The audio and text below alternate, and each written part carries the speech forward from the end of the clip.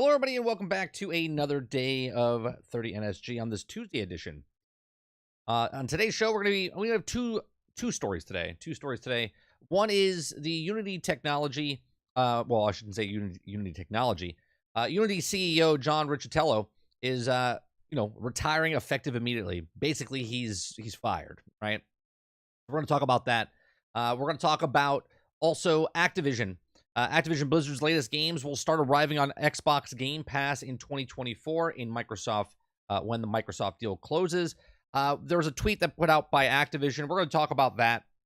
We're going to talk about how fast could the Activision games come to Game Pass, and that's the two topics that we're going to be talking about this morning. On top of that, on the second half of the show, we're going to jump into Forza Motorsports, do some gameplay, check it out, give you my first impressions. And that was what we're doing on the morning show today. So I appreciate it very much. What's going on, Z? What's going on, Silent Warrior? Jesse Mack, David Rose.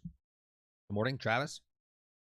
So those are the three topics or three things that we're doing, but the two topics that we're going to start off with. Unity CEO John Riccitiello is retiring effective immediately. Those of you that are just joining us, we do these morning shows, 10 o'clock in the morning, about noon Eastern time. We go over, we just read the news, have conversations. Chat is 100% part of the actual conversation. We go back and forth. Because this is a live show, you guys get to see it live, but I'm going to do a breakout videos, and then I'll upload these later for people that just want to watch the topic that we're talking about individually. So if I pause in between or do something, that's because it's for the edit. John Rowick, good morning. All right. Hello, everybody, and welcome back to another episode. On today's episode, we're going to be talking about the CEO, John Riccitiello, is retiring effective immediately. This comes from ArsTechnica. He says, former EA CEO will be replaced intermediate from James Whitworth from IBM and Red Hat. Now, John Riccitiello, CEO of Unity Company, those 3D game engines had recently seen backlash from developers over the proposed fee structures and will retire as CEO, president, and board chairman at the company, according to the press release issued late on Monday afternoon, one of many observed as a holiday. Riccitiello will continue to advise Unity to ensure a smooth transition, and the company stated it seeks a fine permanent CEO, James M. Whitehurst, a former Red Hat and IBM executive. He'll serve as the intermediate CEO, while Roloff Botha, lead independent director of Unity board, is now the chairman. It's been a privilege. This is a quote from the CEO, or the ex-CEO. It says, it's been a privilege to lead Unity for nearly a decade, to serve the employees, customers, developers, and partners, all who have been instrumental of the company's growth. Now, Riccitiello said, I look forward to supporting Unity through this transition and following the company's future success. Now, the timing of Riccitiello's retirement is certainly intriguing, even if Unity's recent history after announcing the pre-install fee that many developers felt that it was endangered the livelihoods of Unity, made major changes. It's also sent other executives to something of an apology tour. Riccitiello previously served as the CEO of Electronic Arts. Now, if you guys don't know, he's also the guy that said if developers right now are not putting microtransactions in games, they're absolutely, I think he said they're fucking stupid, I think is what he said. I'll have to go actually find the actual quote. He says he also came soon after SimCity's technically, if not financially disastrous launch, through Riccitiello himself cited financial results. So he also did stuff for EA, changed some stuff, and then made devastating things to SimCity, and then they fired him, or he left there as well. Now, it goes on to say in this post here, Unity announces a leadership transition. It says, working with Unity under John's leadership has been one of the highlights of my career. John joined the Unity board in 2013 and stepped into the lead company in 2014. At that time, we faced significant challenges. Both Botha and John has led Unity through incredible growth over the nearly 10 years, helping the transition from the license and subscription model, enabling developers to monetize, building other game services to all their creator communities, leading us through the IPO, positioning, and the pioneer development community. Now, Unity would not be here today without the impact, the contributions. It remains excited for the future of Unity. Let me just all admit, before I continue reading, this wall of text, is that the reason he's leaving is because Unity messed up big time. They came out by changing the format of the fees that they're going to be taking from developers. Then when developers started pushing back, they said, no, we're not doing that. We're not giving you the cost. We're going to give it to like PlayStation and also Microsoft on Game Pass.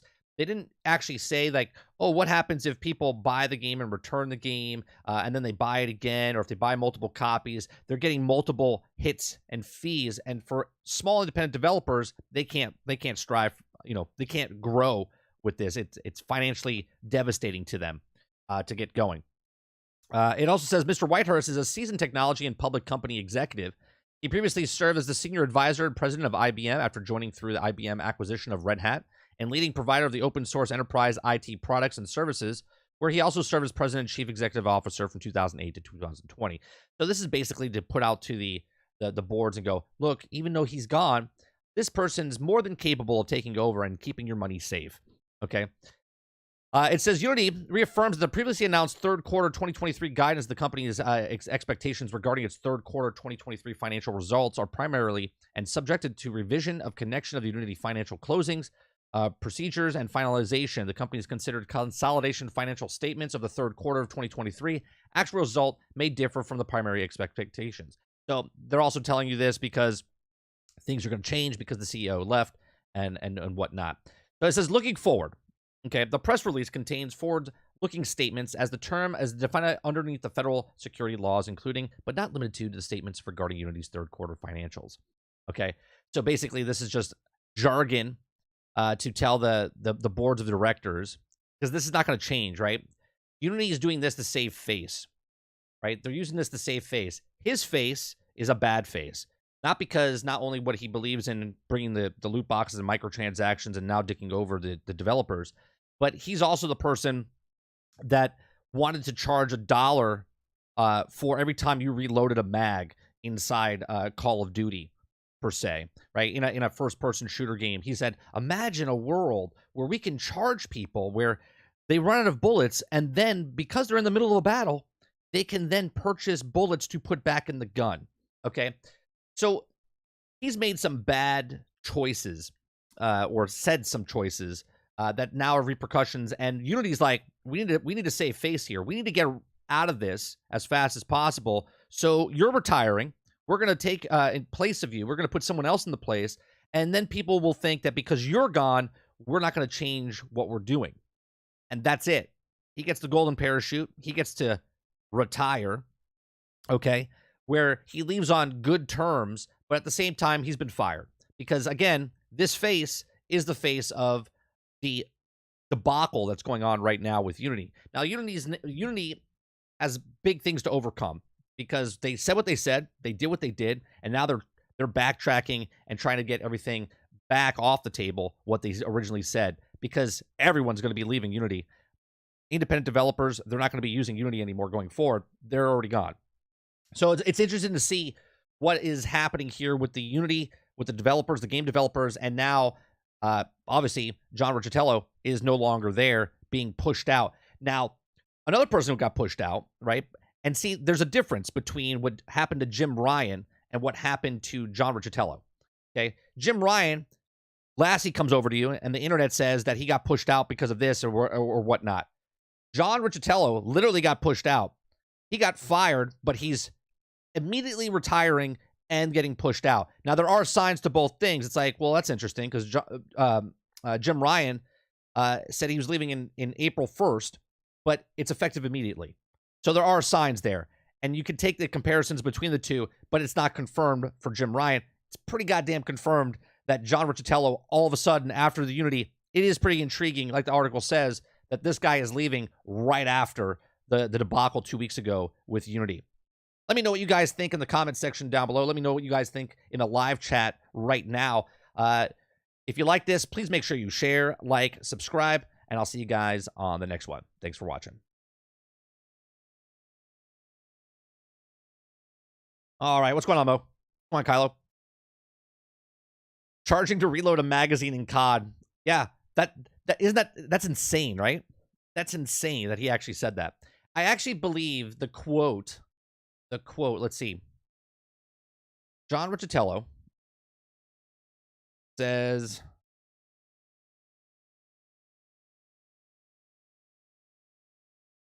I think he said, let's see. Back in 2022, John Riccitiello has apologized for calling some game developers some of the biggest fucking idiots. Okay. I mean, you could say this stuff behind closed doors, but he literally said this in an interview. What else did he say? He also is quoting saying any of the devs not doing microtransactions. Oh, that's what he said. That's what he said. He said any devs that are not doing microtransactions are fucking idiots. In the main is the main reason, right? So he's a person that's literally. I mean, look at his face. Can you take this guy's face? He wanted to charge you $1 for magazines, right? To putting bullets in your gun. Oh, out of bullets. Let me charge you. Let me charge that. Right? That's the day gaming dies for me. Another forced retirement.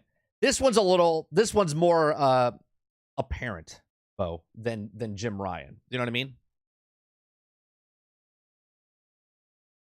So did you hear the rumor that the creation engine is going to become public soon? The creation engine is going to become public soon. Isn't it already public, Travis? The creation engine is the engine that the mods do all stuff. Isn't that a public engine already? It's another one of those step down situations conveniently after the worst decision in the company was made. That's right. Right. Why the hell is he wearing makeup? Is he wearing makeup?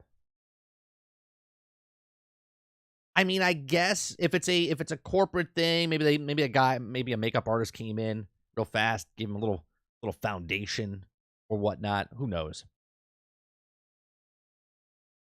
76 says the members of the board are shady too. I mean, look, the board is the reason that thing went through. He's just the scapegoat. Let's be honest, right? Let's be honest. The board is the ones that wanted to charge a fee and changed what was happening, and John Riccitiello is the scapegoat, so the board of directors can move on. He left for health reasons. That's right, Titan. He also left for health reasons. Everyone leaves for health reasons. A lot of health reasons going on.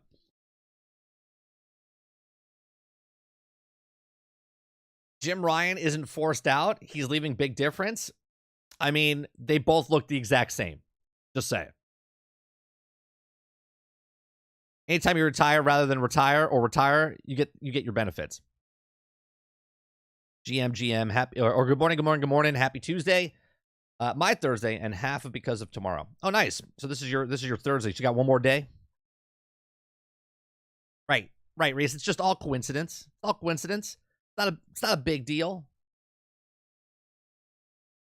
It doesn't matter if it was COD or Battlefield. He still wanted to charge to reload your gun. I thought COD already did that. Wouldn't it put it past them? No, they don't do that already. Dumb thing to say publicly, but accurate. Microtransactions make a shit ton of money. Oh, for sure. For sure. But in an interview, when you ask somebody, it's like, what do you think the industry should do? Well, if you're a developer, you're not charging microtransactions, you're a fucking idiot. Right? Quote, John Riccitiello.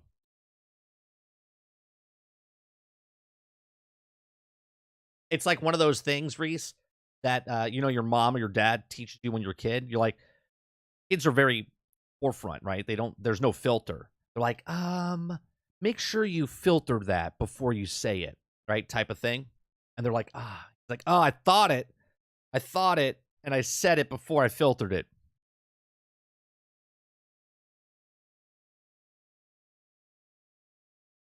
You can also use the PlayStation 5, apparently, just not for your VR, which is fine. You can also use the gigantic screen, and there seems to be no lag time. Oh, can you use the Meta Quest 3, Water, with the PlayStation 5 as well?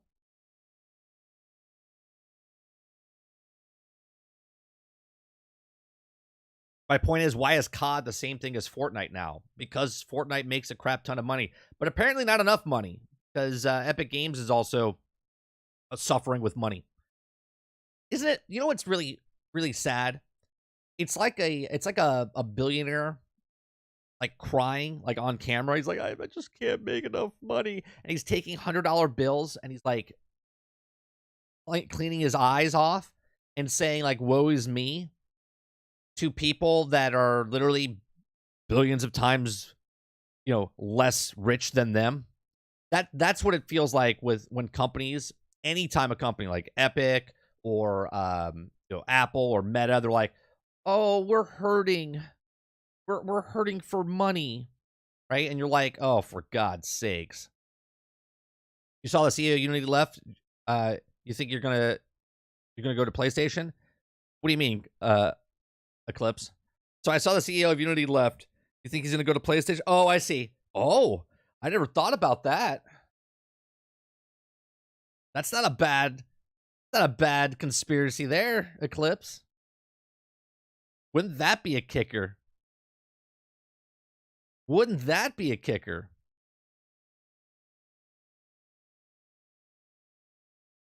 Yeah. I mean, that's pretty interesting. He does like microtransactions, and PlayStation is on the uptick of live service games. That would be interesting. Man, that would be funny. That would be funny if that happened. Funny because you just brought it up, and he is leaving right after this debacle with Unity, and Jim Ryan's leaving, and they're not going to make. So technically, they have like 6 months to like do whatever.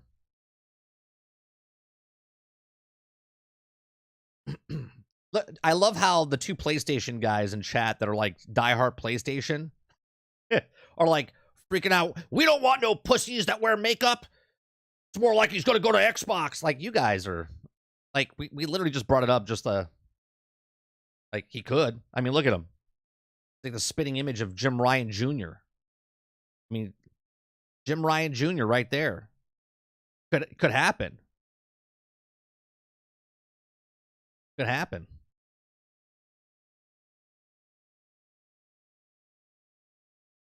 You mean the people that are intelligent? Thanks for that, 30. I wouldn't call you intelligent, Travis. I wouldn't call you intelligent. Now, Boss, on the other hand, there's a difference between what Boss does and what you do. Those are two different things.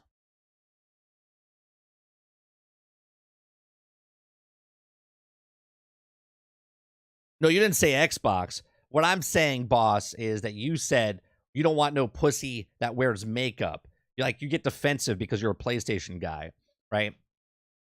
It's a guy that's going to be fit into the CEO. That's it.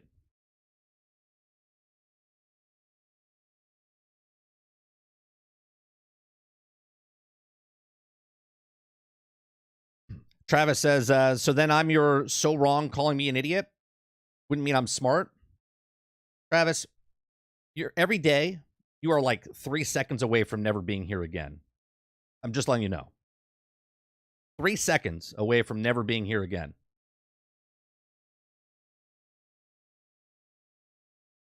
I'm making a call to the fellow board. Not happening. All right, I can see that, boss. I can see that. You have your bat line. You pick up the PlayStation phone. He's like, make the call. They're like, yes, sir.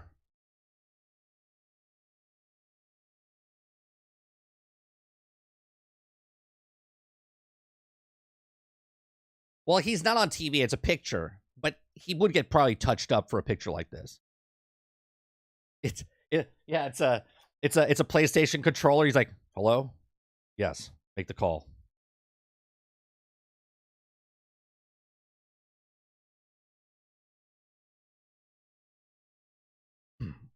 Well, quite being an ass who has insult PlayStation as a fanboy, yet you're an Xbox who won't admit it.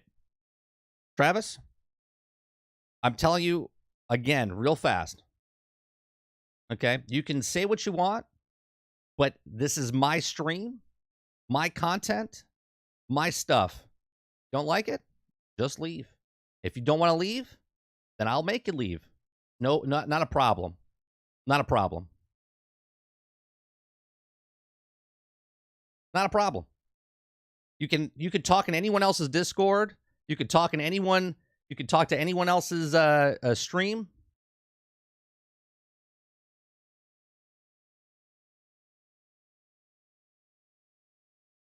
Have no problem.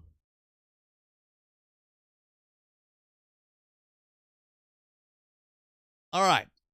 The next topic.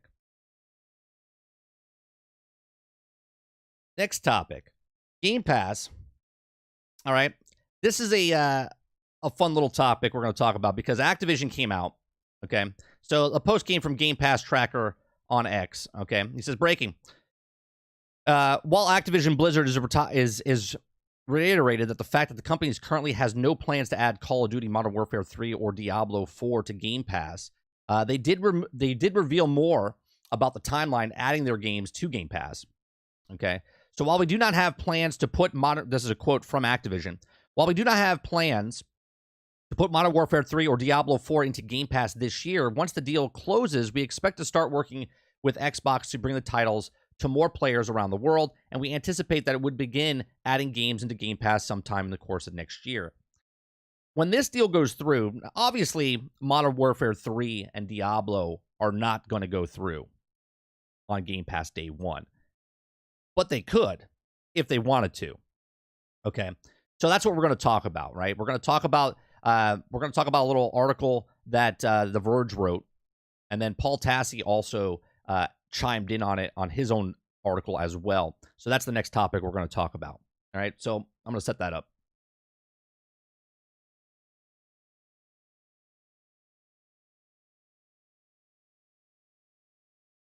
Kylo says, I think John Riccitiello would be a fine addition to Sony's family. That's right. He'll fit right in. They're like, did you guys say you're getting live service games? 10 to 12 live service games in the next 3 years? Let me tell you something. I used to be a part of a company called EA, and we charged microtransactions up the yin-yang. I could tell you a couple secrets. All right, that's John Riccitiello.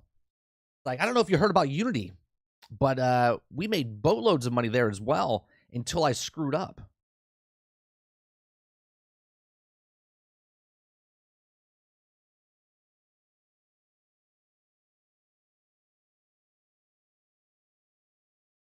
If he fits their agenda, they won't think twice about hiring. I mean, he could. I don't know if he's actually going to go. I think he's just fired, and I don't think anyone would pick him up right now, to be honest with you.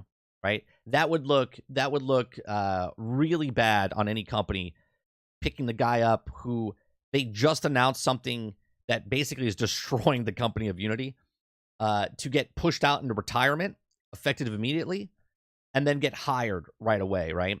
You got to give people time to breathe. So we can revisit this in 6 months, well, actually about 4 months or so, when they start talking about who's going to take the replacement of people. But it would look bad on any company hiring him right now, at least in the gaming industry.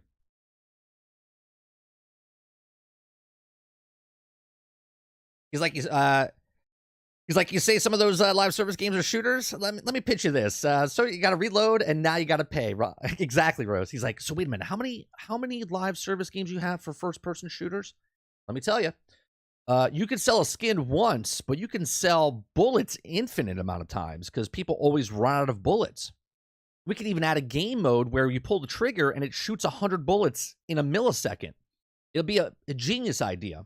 A genius idea. Eclipse says stuff like this is going to make Game Pass get to the 100 million subscribers. I mean, this is why they paid almost $70 billion. You would hope. You would hope.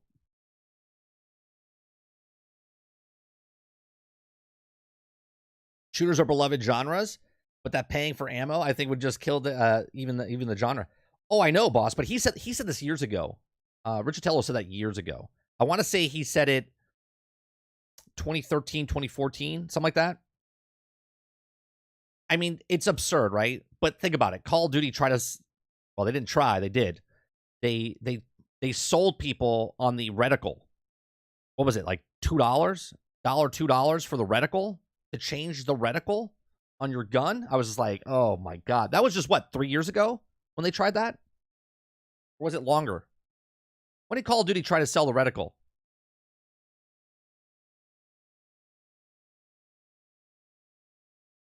Hey, you don't remember that? All right, hold on. Let me find it.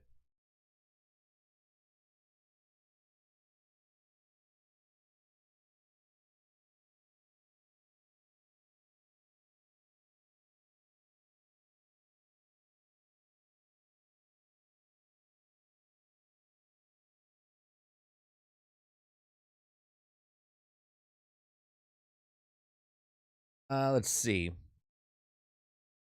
What year was that? Yeah, here it is. 2018. 2018. Activision is selling a single dot in Call of Duty Ops 4 for $1. I was like, are you serious? Are you selling? You're selling the dot. The dot. El says, shout out to the Oblivion horse armor. Yeah, it's ridiculous, right? The one dot on your screen that you stare at, they're like, we could charge $1 for that. That sounds like a Riccitiello thing. He's like, we could charge for bullets and the dot.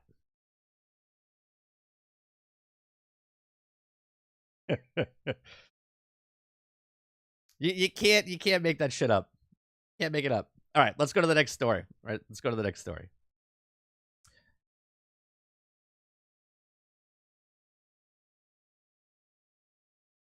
Or the watch that gave you that kill death that was on Call of Duty 2? Oh, that's right. I totally forgot about that, Eclipse. I totally forgot about the watch. That was the other thing, right? The watch that did the kill count.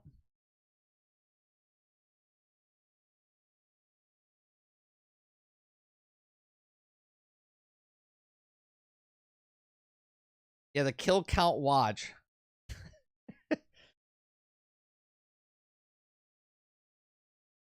I love my watch.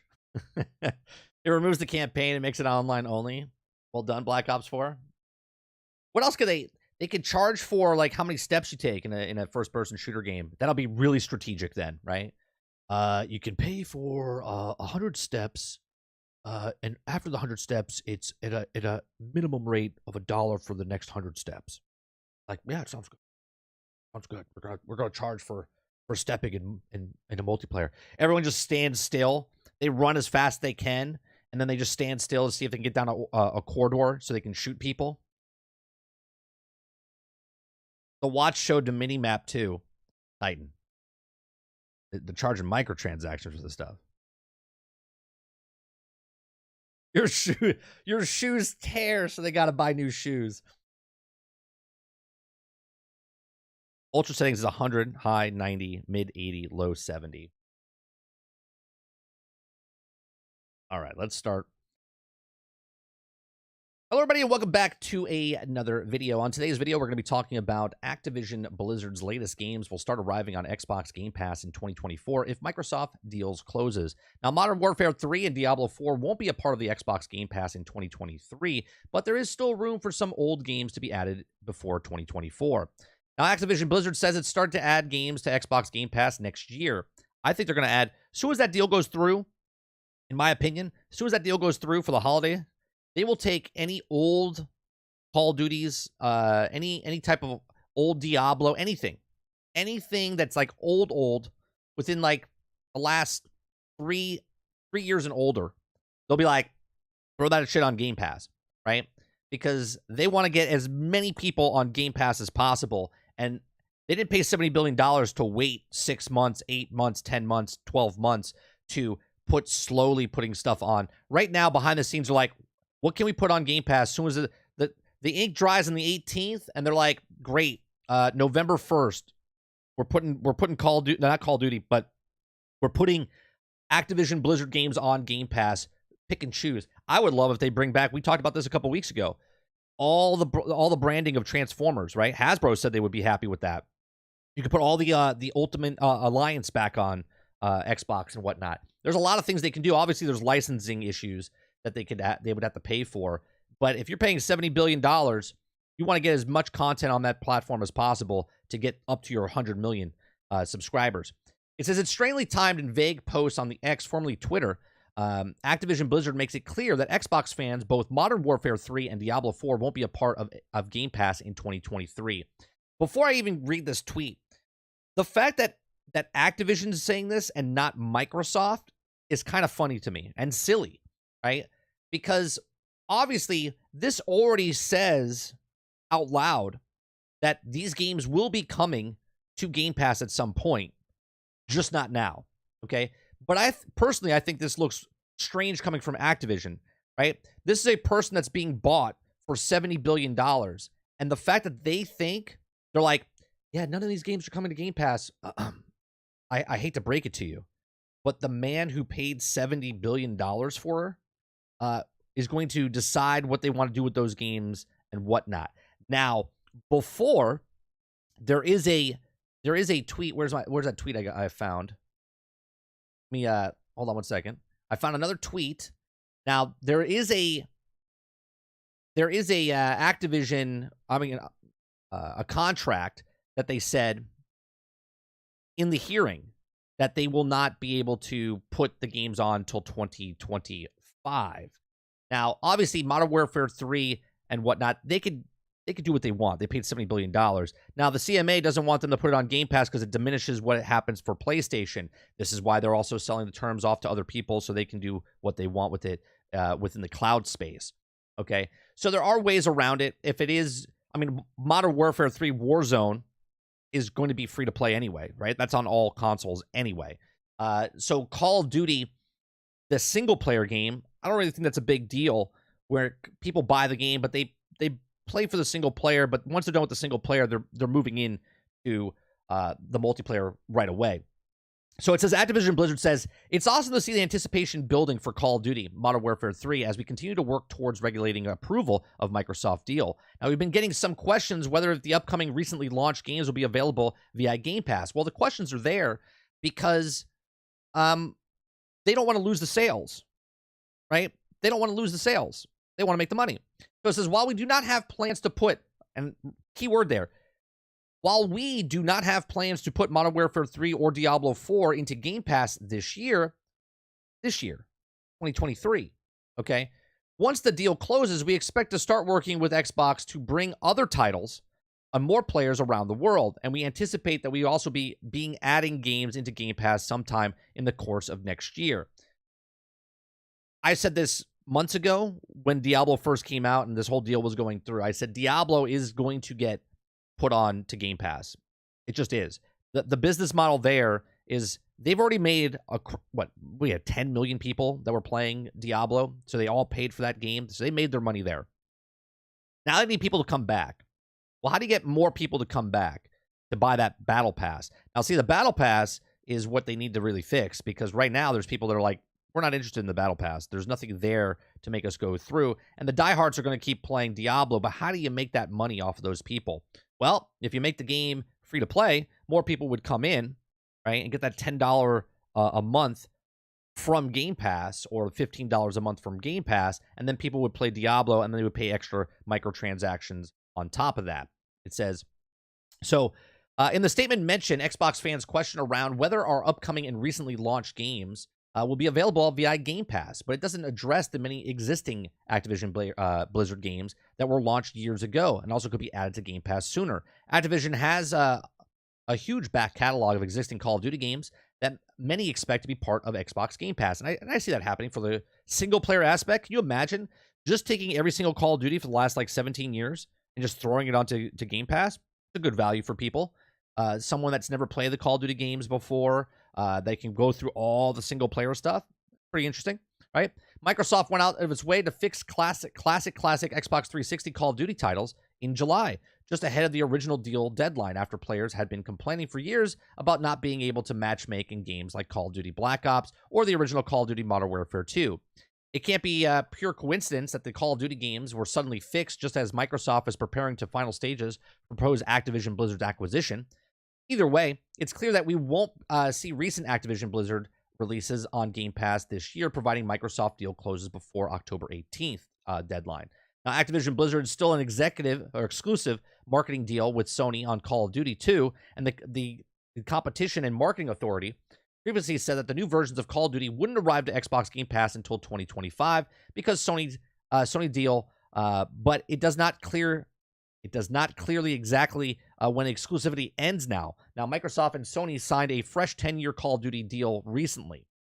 So, on top of that, we're going to go over to Paul Tassi, right? He talks about how he says this year, and he quotes it in this year. The statement indicates what everyone also figured, that Xbox is not going to stop selling Call of Duty on PlayStation. It also indeed put it on Game Pass eventually as a mega value added draw to the service. Now, the same thing is probably true for Diablo 4. Now, it's also hard to imagine, he says, any expectations here for Activision Blizzard's roster, where they frankly are not at all many major Activision Blizzard games in active development these days. Every single Activision studio ended up serving for Call of Duty through the Microsoft indicated that many may not continue. Now, Blizzard has Overwatch, which is a free-to-play game, Diablo 4, which easily can be tossed onto Game Pass, which sounds like it will go on to Game Pass later, and World of Warcraft, which is a little messier because of the expansions and the subscription fees. Now, I've talked about the Warcraft on past broadcast as well, that the World of Warcraft and even the Final Fantasy 14, they can be tossed onto Game Pass, and they just get rid of the monthly fee. But what they do is they change it for people that are playing on Game Pass, where sort of like Elder Scrolls Online, where you get the extra storage and whatnot for the bags. So you don't pay a monthly fee. You just pay for the expansions. So the expansions would still be expansions. But the base game of World of Warcraft, in my opinion, would just get tossed on to Game Pass if it's just Ultimate on PC, or if it comes to console, because they are doing console support. Okay. He goes on and says, but I would expect the flood of old Activision games to start hitting the service almost as soon as the deal closes, to show that the value right away, whether the older Call of Duties or older Blizzard games, Tony Hawk, Prototype, or any other bevy of licensed games that they've done over the years. And he says Marvel's Ultimate Alliance. And this is a smart thing, right? They paid $70 billion. They want to get their money back as fast as possible, and they want to get Game Pass up as many people as possible at the same time. So he says, I do think there is some interesting in-between questions here, like will Xbox players get a dreaded benefits in games like Call of Duty, even if it's just a free skin or via Game Pass or such, or will there be some sort of Game Pass discount for Diablo 4 Seasons or WoW subs? And I think that's possible as well. He says it makes sense that Modern Warfare 3 won't hit Game Pass this year. Obviously, it's a brand new game. They want people to jump in and pay for that initially. The deal is still not technically closed, and the game comes out next month, a month from today, which is way too short of a notice to orchestrate something like that. I don't think it's actually hard to orchestrate. The big thing I think people miss is that if you or me paid for something, anything, right? You bought it. It's yours. You want it now. You do that now when you buy something. You're like, I want to go to the store and buy it because I want to own it now. I want to use the controller. I want to play the game. I want to use my car. I want to get the food, whatever it is. When a company buys things, yes, there's there's things that have to go through, paperwork that has to be signed. But for Activision to come out and to put the tweet out that says, that this year nothing's going to happen, that's pretty dumb on their part, because Activision is owned by Microsoft. Activision is not a standalone company anymore. They can make their own choices because Microsoft allows them to. But if Microsoft wanted to press the foot down and say, sorry, we need you, this is why we paid $69 billion. When I say jump, you're going to say how high. When I say you're going to take this game and put it on Game Pass, you're going to do it. That's just it. This is why there's a lot of people leaving Activision, because they don't want to work for Microsoft or whatnot. But that's here nor there. Business is business, and if business says that we want to put you on here, that's what they're going to do. So let me know what you guys think in the comment section down below or in live chat right now. Do you think that, obviously, Diablo 4, I would stick by the comment that they said that it's not coming out to Game Pass this year. I think that's a pretty safe statement that Diablo 4 and Call of Duty Modern Warfare 3 will not be coming to Game Pass this year.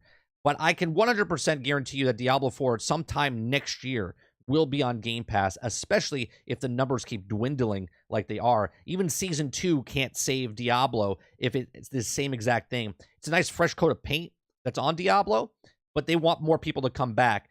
And as we've seen with PlayStation Plus and what we've seen with Game Pass, when a game is bad, or not popular, and then they throw a game on one of those services, because Saints Row went up to PlayStation Plus. It was the first, was it the second most played game, right? And the first most played game was Battlefield 2042, right? So on PlayStation, two games that bombed, which was Saints Row and Battlefield 2042. Once they threw them on that service, all of a sudden a group of players came back over there and revived that game. Same with Game Pass. When they took Battlefield and put it on Game Pass, it revitalized it.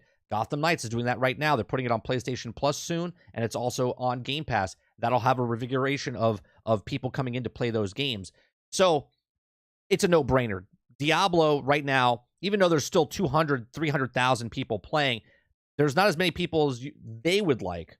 Blizzard, that's why they're putting it on Steam, right, to get a bigger player base. This is why they would put it on Game Pass, because they get a bigger player base. The people that maybe didn't want to put the $70 out there to buy the game can get it now for free, and I see that sooner rather than later. But again, let me know in the comment section down below. These are just my thoughts. Let me know in the comment section down below, and I'll see you guys on the next one. Thanks for watching.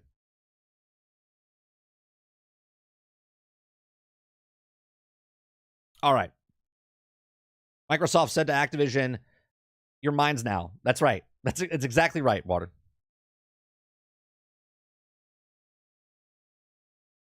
I get both Ultimate Alliance. Maybe Xbox joins my house, maybe. I mean, if Ultimate Alliance comes out on there and the Transformers games, to me, that's value alone. Even though I own the Transformers games, I own the Ultimate Alliance games, but I can't play them on my current day system. Unless you buy them digitally, which if you didn't buy them digitally, then you can't play them with the physical disc. You have to play them with the digital. Jesse Max says, Modern Warfare 3 beta very high to kill ridiculous. It just feels hardcore. Any game mode. Really? That's the first I'm hearing of it, Jesse. I haven't followed much of Call of Duty. Diablo 4 will be on Game Pass by April of 2024. I can see it. I can see that happening if Season 2 doesn't go as planned. Water. Like, if Season 2 doesn't go as planned, I can 100% see that happening, where they're moving it over to maybe Season 3 or Season 4. Right? Game Pass members get Season 4 now or something like that.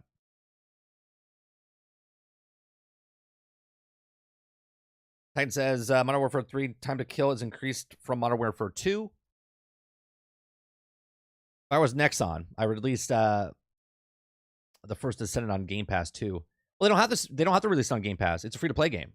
Water. They don't need to release it on Game Pass. They just need to release the game. That's a free-to-play game. All free-to-play games you can play.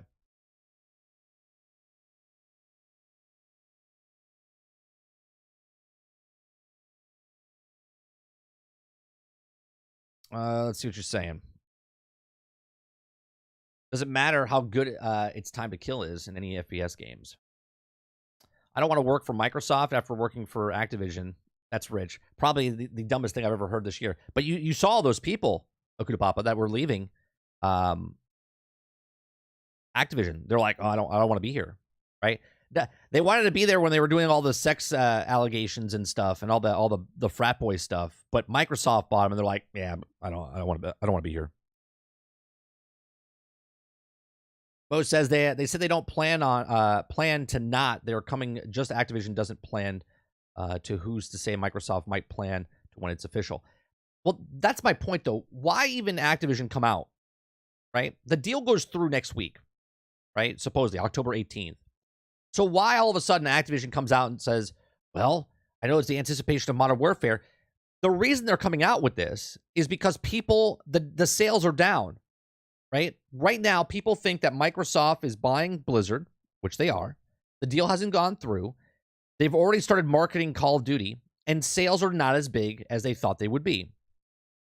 And the reason people are asking, is Modern Warfare 3 going to be on Game Pass? They're like, we got to come out and address this.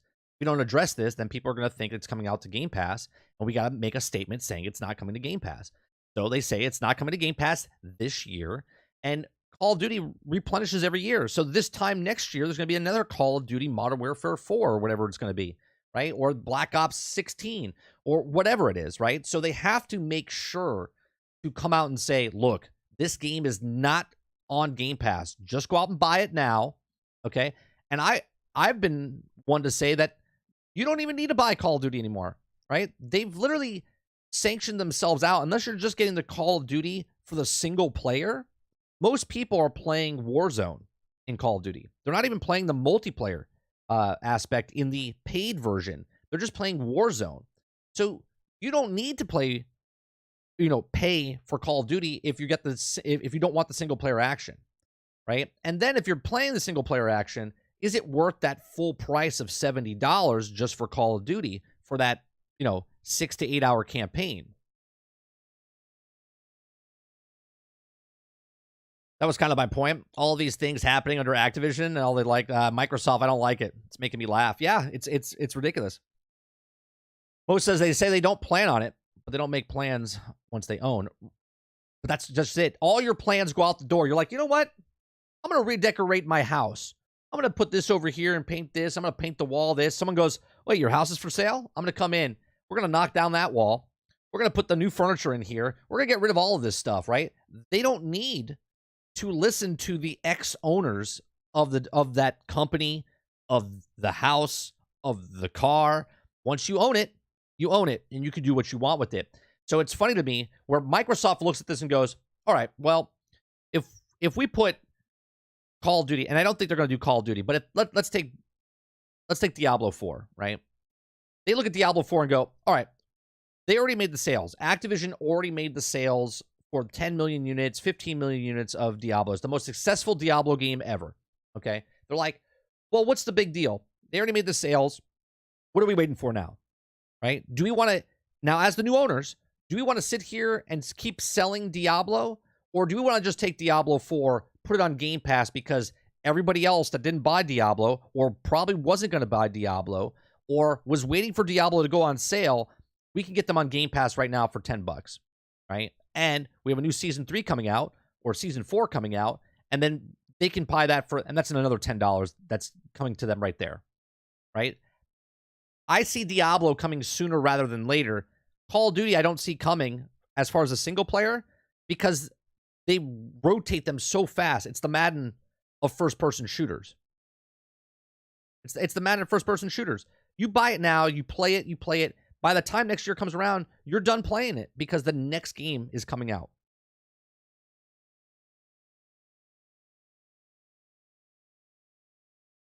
I love the RoboCop demo, but I'm sure that it will be appeal to a lot of people. It seems like a niche game. You said this yesterday, Travis.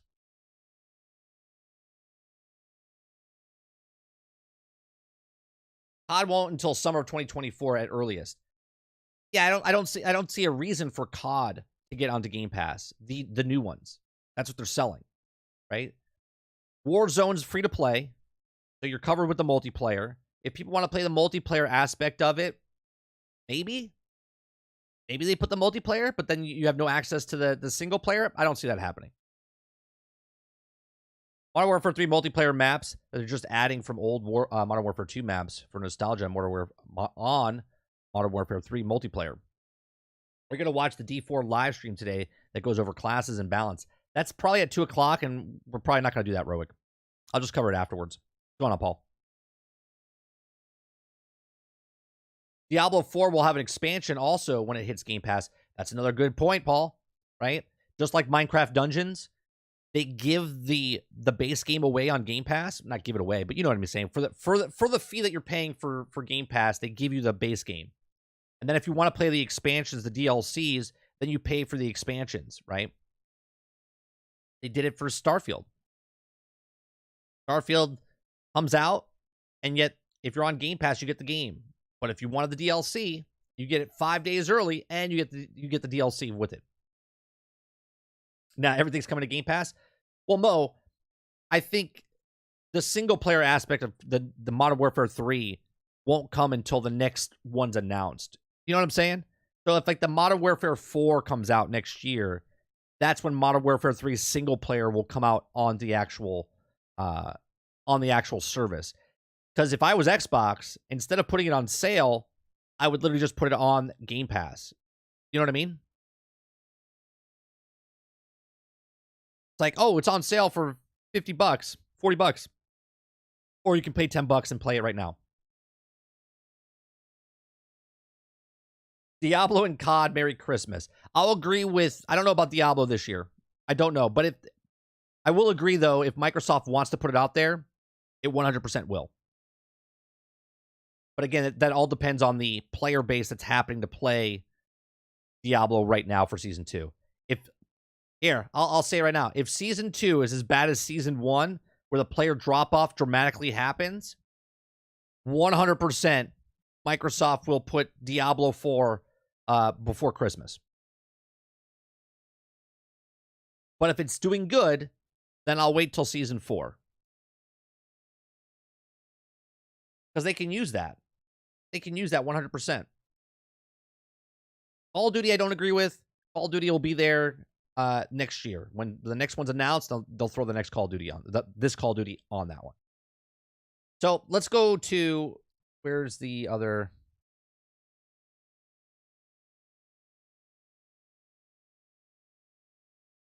Forbes. Here's another problem with Diablo. This is another topic that's kind of like added into this, right? I'm not making a breakout video of this, but Diablo 4 Season 2 Battle Pass items aren't wooing fans. Okay, it says, quote, "This is very mid and worthy of skipping." Okay, so this article comes from Games Radar. He says, with the release of Diablo 4 Season 2 fast approaching, Blizzard has revealed that the rewards for players can expect in a new Game Pass or Battle Pass have been met with rather frosty reception. Now, according to Blizzard's official website for Diablo 4 Season 2, aka Seasons of Blood, the premium Battle Pass offerings include some vampire-themed armor, plus a matching set for your steed. Now, the famished Thoroughbred mount, weapon skins, emotes, platinum, and also odds and ends, but seamlessly far from enough to entice many Diablo 4 players to go down the paid Battle Pass route. Other than that, the mount armor is also mid-worthy of skipping. User writes over at Diablo 4 subreddit, agreed, says that Panda Banana 1 adding the horse armor is dope. Matching the armor for all the classes would be dope too, but I'm willing to bet that this shows up in individual class-specific purchases at some point. Feeling much of the same of the comments, I might play Season 2, but I'm not buying the Battle Pass.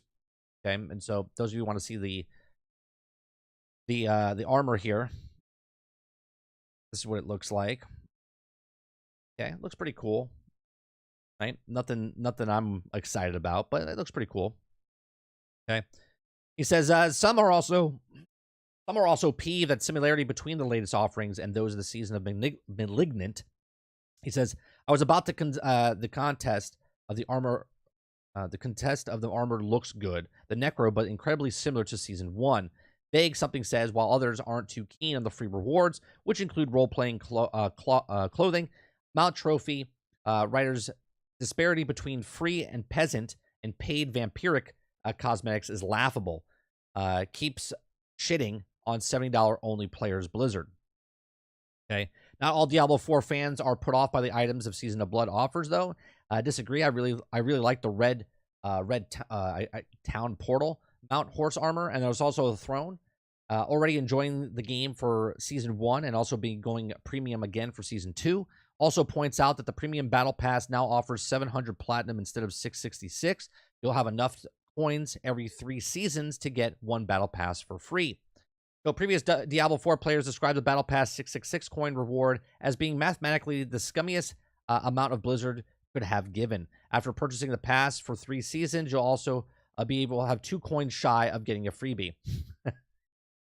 Man, that is absolutely calculated when they do that shit.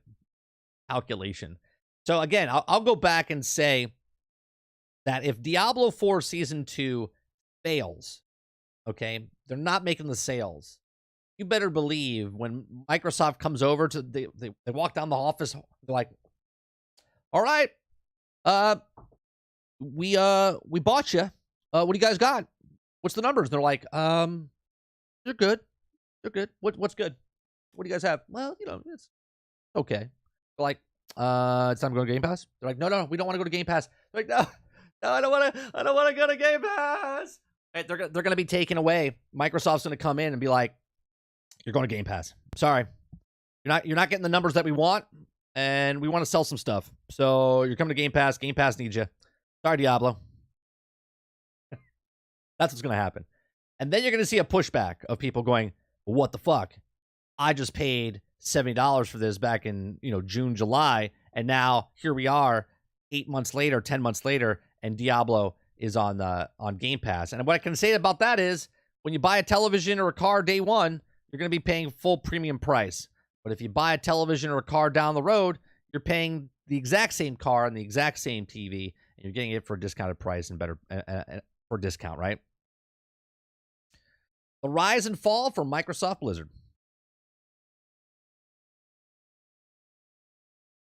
Why would you say it that way, Travis? How is comparing Microsoft as the Nazis to someone that paid $70 billion to own a company? Like, how do you even make that comparison?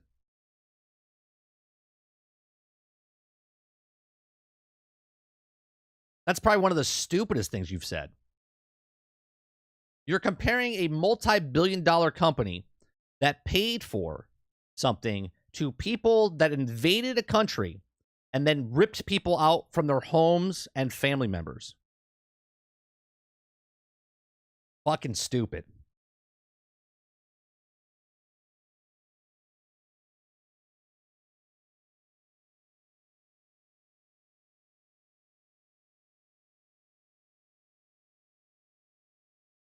Everything is going to the next COD will be day and date December. Would be nice to see. You think this December or next December? You're saying 3 months from now, you think COD, the newest one, will be day and date. That's impossible. It comes out in a month.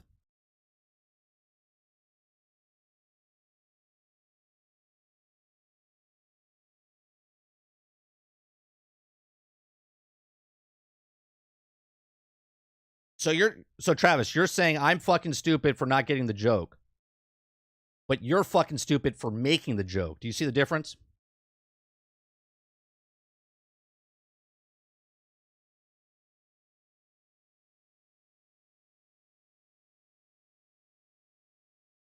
And I think I'm done with you today. So there you go. You're not banned. You're just not be able to speak.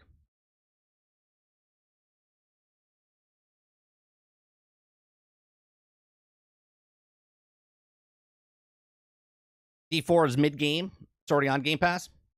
Playing Game Pass with all these games at once would be a mistake. Well, I don't think they would flood it, Paul. They just need content to every month they put stuff in. You know what I mean? So if they take Diablo and put it in on January, okay, and then they take Ultimate Alliance, the older games, and then they put it on like February, and then they take another game from Activision and put it on March. You know what I'm saying? I don't think they're going to take 10 games and all of a sudden just drop them, boom, from one company. I think they'll slowly bring in games every couple months.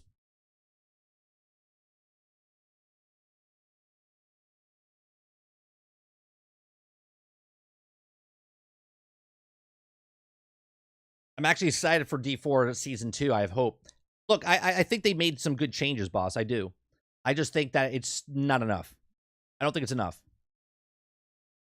Okoki says, I don't know why developers continue to expect people will come back to their game every season. You mentioned this in the past, but people only have so much time and can't play everything. Right. And if I think that's why they need the numbers, Mokoki. They don't need everybody to come back all the time. They need a vast, broad audience, and then they want a percentage of those people to come back every single, time. They don't need everybody to come back. They just need a percentage to keep them coming.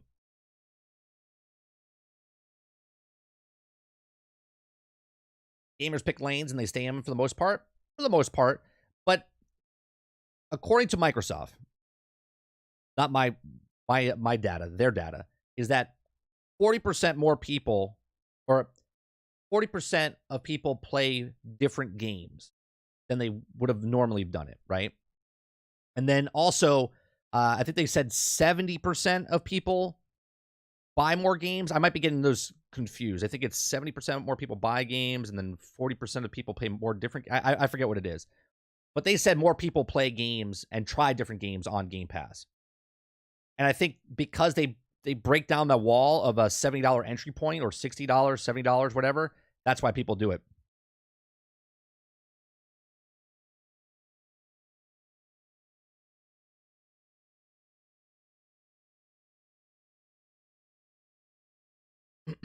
Off topic, beat RoboCop twice. Can't wait for the release. You beat the demo twice. It's a good game. I had a lot of fun with it.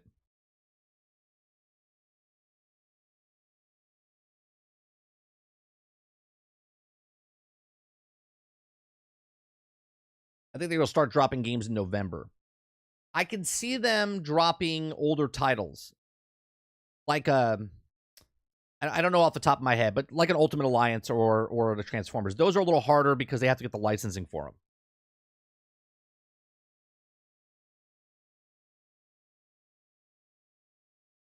You're probably right. Unfortunately, if they just keep gold bots and internal glitches out season 2, I think they could be consistent. Right. I think this is, but again, I think this is planned from the very start. Right. This is planned from the very start. If this was any company, this is not just Blizzard. Right. I said this the other day. If they put out everything perfectly in the beginning with no changes and no nothing, then there's nothing there. Okay. People are, if they put everything out in the beginning, then no one's coming back. But if they slow drip everything, they're like, oh yeah, we're listening. They keep the community involved. They have people coming back. The problem is they can do what Marvel's Avengers did. Right? Marvel's Avengers did it wrong because every time they had a live stream, they wouldn't tell you shit. Right? Diablo's already changing that because every time they do a live stream, like they did last week and what they're doing this week, is they're giving you information to give you more stuff. Right? And then they're actually implementing it in the game, not 7 months from now. Right? They're actually putting it in the actual game. Okay? So it's interesting to see if they can make the changes and then slowly make these changes over time. But this is planned obsolescence. That's what it is. Or I guess not obsolescence, but planned content where we fucked up here, but we're now fixing it. Make the problem, sell the solution.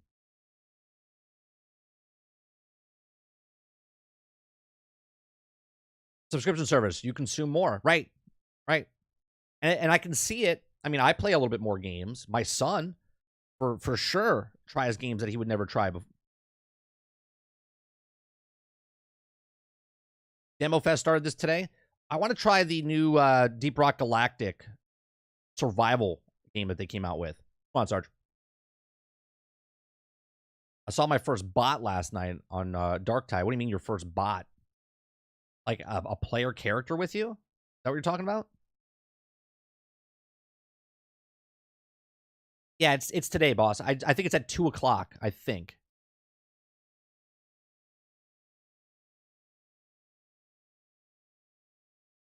Paul says Diablo does have different teams working on seasons. Basically, you need to learn from each other.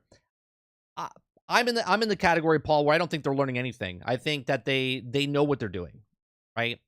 If you just do the thing and pretend you're not listening to the community, and then say, oh, we hear what you're saying, and we added this. I think they leave certain things out, knowing, I mean, come on.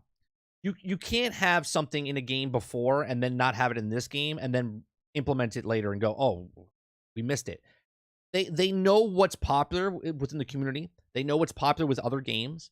I think they leave those things out on purpose so they can then have this recourse, this conversation of, oh, we hear what you guys are saying, and they get people to come watch the streams, and they get people to talk and more buzz, and then every time they release something, then there's videos made, there's having conversations like we're having, right? That's what they do. Season 1 never had a chance to fix a lot, really. It wasn't never supposed to be a fix. It was a testing ground to see what can we do, right? It's like feeding a baby when you first have a baby, right? You're like, they're going to like the broccoli? I don't know. Let's give it some broccoli. Oh, you like broccoli? Here's some more broccoli, right? You don't put everything on the plate and then see what they eat and then there's leftovers. You put it out there slowly to see what they like, and then you're like, give them more of that. There's always 4 players in Dark Tide. If people quit and they also can replace, it puts a bot to play. Do you think there's so many options of Game Pass that the ability to jump around to so many games, the gaming population is less invested in the games now? And does it matter to the developers? That's a good question, Koki. I think there's a lot of things, right? I think if you're a developer that wants to make games for people to play, I think there's 2 sides. You make a game for people to play, and then they play those games, and you're done. Like, you made the game, you make the game, sell the game. Then there's the people that make the game that really don't care about the game. They're just making the game and they just move on, right? They make a game and sell a game, but they don't care if that game is good quality or, they want the quantity out there. I think for most developers, the people that are making the game, not the businesses that own the game, for most developers, they're making the game because they want to make a game, sell a game, and be proud of what they're making. But then there's the other side, the business aspect, where they don't care about the actual game. They're like, that IP, Marvel? They see money signs, right? They see Batman, they see money signs. They see completely different than what the devs are doing. The devs are like, oh, cool, I get to make a Marvel game. Oh, cool, I get to make a Batman game. Oh, cool, I get to work on Gears of War. I get to work on, right? The devs are like the white blood cells, man. They're keeping that game alive and whatnot. The corporations are like the virus that are trying to work against the developers. They're like, we need to add this in there. They're like, yeah, but I don't want to do that because that's going to affect the game. They're like, do what I tell you. And that's the problem. So when it comes to game population, I think if it's a game that stands alone on itself and it's a multiplayer game like a Dark Tide, they need the player base to hit, because without the player base, there is no game. That's why a game like Dark Tide is now being pushed onto Game Pass, because it has more of a lifespan, because there's more people that potentially could play that game and play. Where if it's a single player game, you want to put that out there and try to make money off of that as much as possible, okay? And not really put it on a streaming service right away.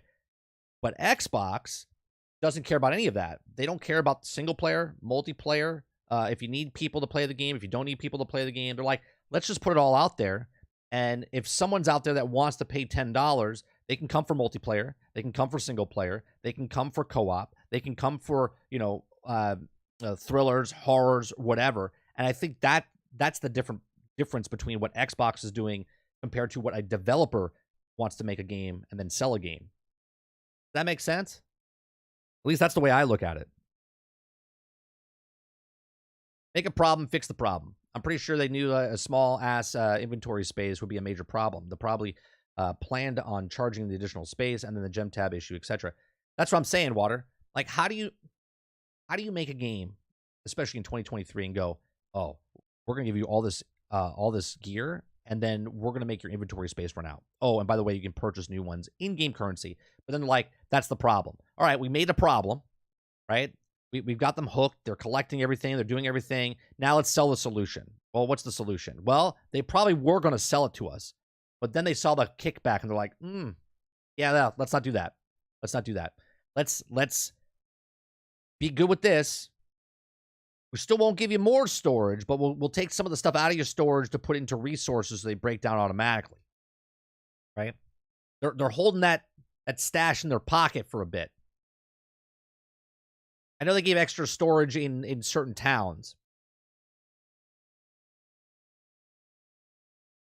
And this is why you said Game Pass is good for gamers but bad for the industry. Correct. I think Game Pass is going to be unsustainable, like it is for Netflix. Netflix is struggling to put $180 million or $200 million into a project that, look at Disney. Disney is suffering right now. Disney had a problem where they had all this content, but they didn't put all that content on there, right? Then they went out and bought Fox, and they put that content on Disney Plus, and they didn't have enough original content. They bought all this stuff to put it on Disney Plus, but people are not coming to watch old stuff. They want to watch new stuff. Well, to make new stuff, you have to put a lot of money into it. You got to put hundreds of millions of dollars into each project. Well, that's what Game Pass has got to do, right? Game Pass is slowly building up their first-party titles. But right now, they got to pay cash to bring the other titles in to give them some sort of substance onto Game Pass until the first-party titles start to roll out. And now here we are, 3 years in, and we're starting to roll out more first-party titles for Xbox. But if they keep making these first-party titles, they got to keep making $150 million budgets. Phil Spencer says they're not sustainable. They said they're not sustainable, right? There's other people that work in the industry that say the AAA games are going to run into a wall because the graphics are keep getting to a certain point. They can't get them any better, right? Like realism is realism. That's what it is. High fidelity is high fidelity. Once it gets to that point, where do they go from there? Then it has to be the substance of the content itself. Sarge says, of course, Water. That's the fact. But as long as you keep buying a game and you keep doing it just to buy the game, just don't play the game, at this point, it's a consumer's fault.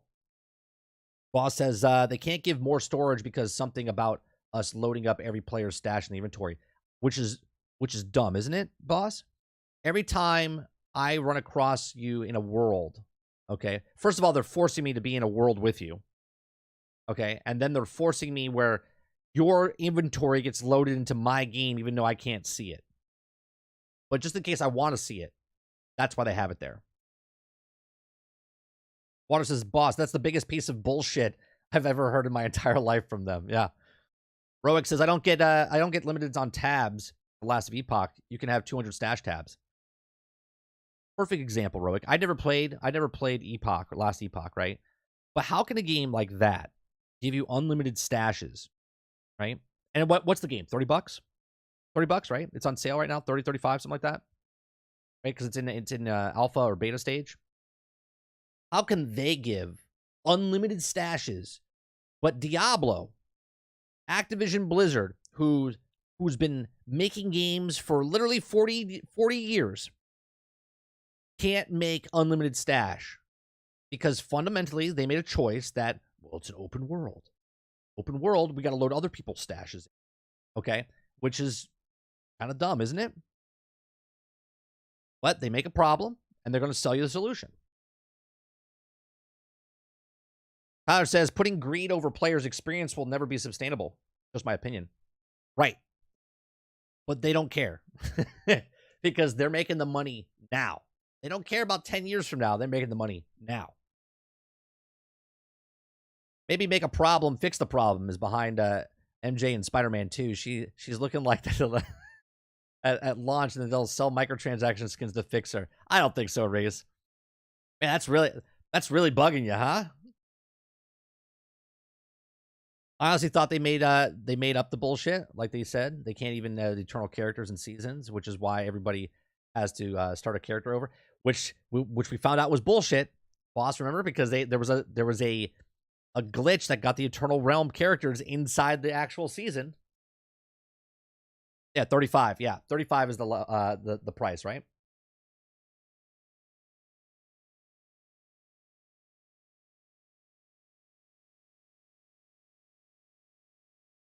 I agree. Reese doesn't see it. I agree with you, Rose. I think she does look better. I can see what Reese is saying, besides the puffiness yesterday, but I do agree. I think she does look better. Tabs down.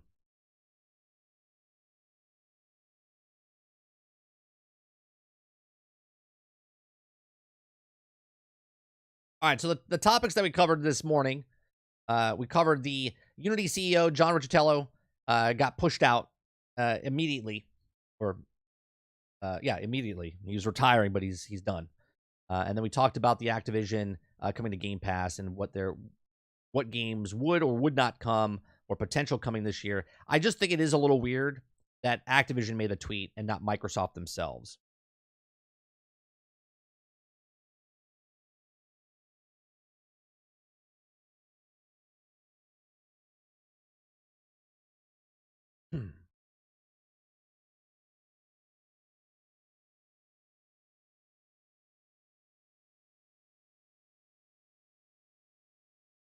I mean, I guess I get you grow attached to the characters in the games and don't want to change, but it's for the better.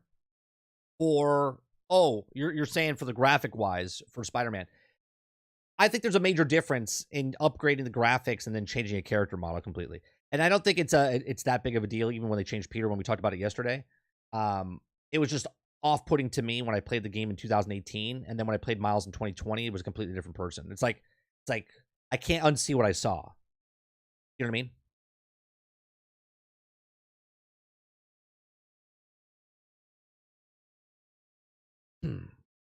Yeah, 3-4 games. We purchased our 4 games this year already.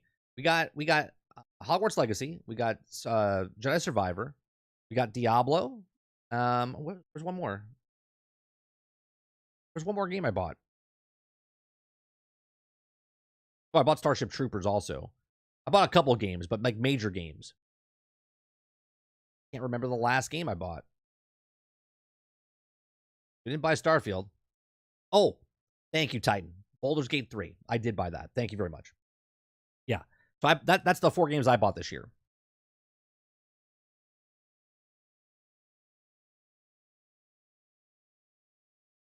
Titan says, not that weird. Activision wants pre-orders and Sony exclusively deals. MJ looks way better now than the first one, but that's just my opinion. She looks more realistic. And I don't have a problem with it. I don't have a problem with it. If you do have a problem with it, that's fine. I personally don't have a problem with it. I think she does look better. At least she looks the same. Like, model-wise. They didn't like just switch her, right? They didn't just switch her to completely different. All right, what we're going to do now is I'm going to switch over to Forza Motorsports. We're not even going to switch streams. I'm going to make it a breakout later. So if you guys are watching live, we're just going to go move over to the Forza Motorsports and check it out. I just got done downloading earlier this morning. I played the tutorial, the 2 missions or whatever. I think I'm on the 3rd introduction, and that's what we're going to do for the rest of the day, rest of the morning. So let me switch on over.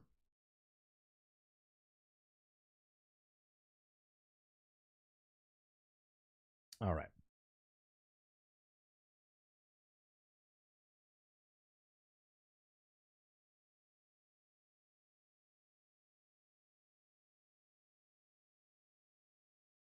I'm sorry, Water. Did you say there's a murder scene cleaner simulator coming to? That's past my alley. I like simulators. I don't know if I would pick that. I don't know if I would pick that up. I don't know if I would pick that up.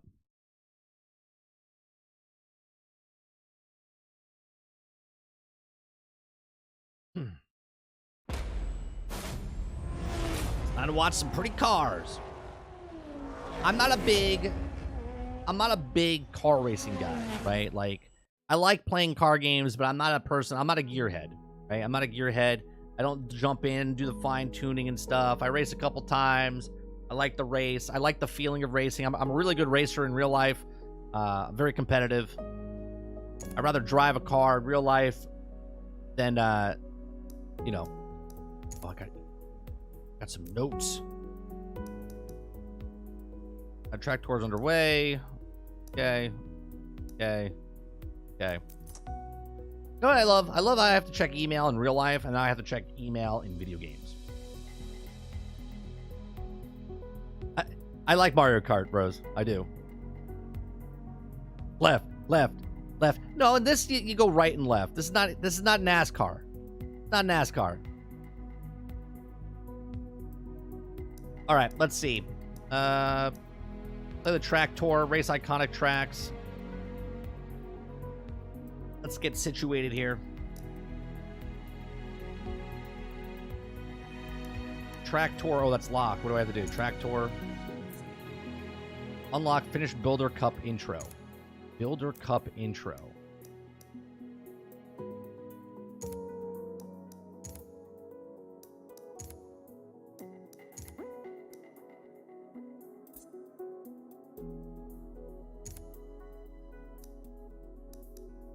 I'm confused. Introduction. Do I have to go here? Is this what I have to do?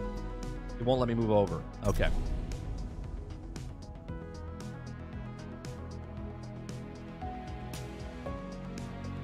Yeah, like I have to go check. Hold on, guys. Gotta go check my email in the game. Important.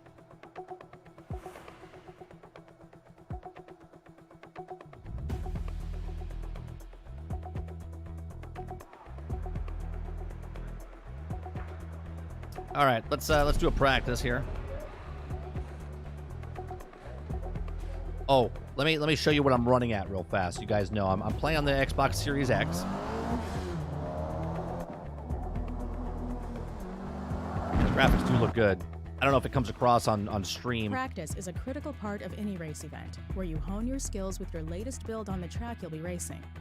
As you practice, you earn credits, and we'll be tracking your lap times to see how you match up against the competition. Can you just send me an email? Send me an email. I don't need to read this. I want to race cars. All right, hold on. Oh, I can't pause. All right. All right, well, that looks pretty good in the inside.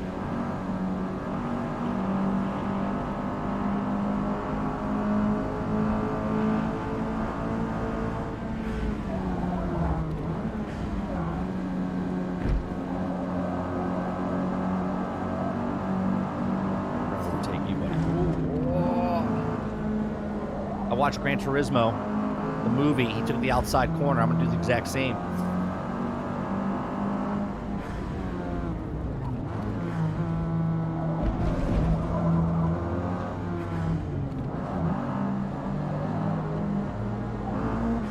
I'm coming for you.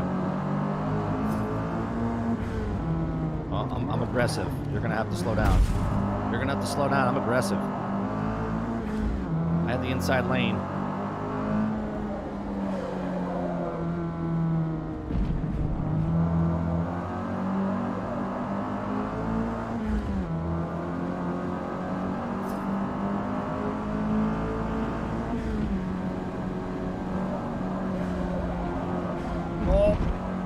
Track.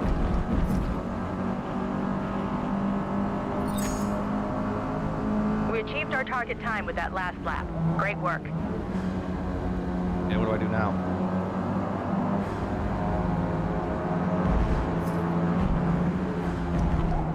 Oh, I'm cruising, baby. I'm cruising.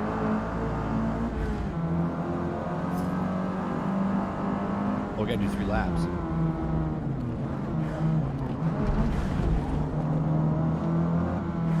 How do I change cameras?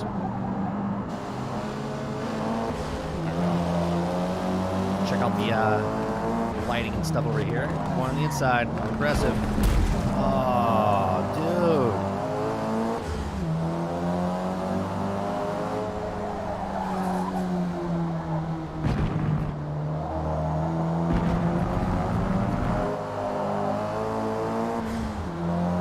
I'm not pitting. I'm going to pit.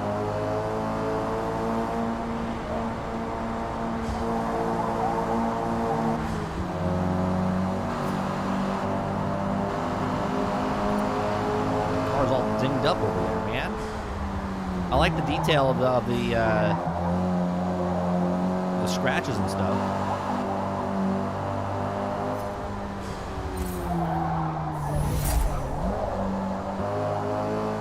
Car level 2.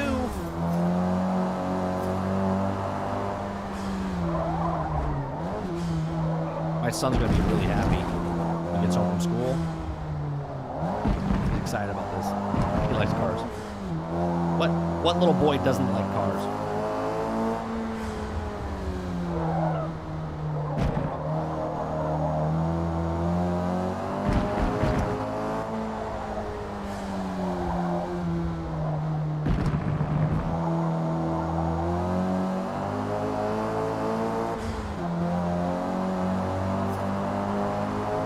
Yeah, I've seen some things on the internet about how the graphics don't look good. I don't know what the fuck they're playing on. I'll have to go look on the S. Required practice laps complete. Great work. Feel free to end practice at any time or continue running hot laps until the session time's out. No, I'm good. Oh wait, there's a photo mode. I want to see. I mean, that looks pretty damn good.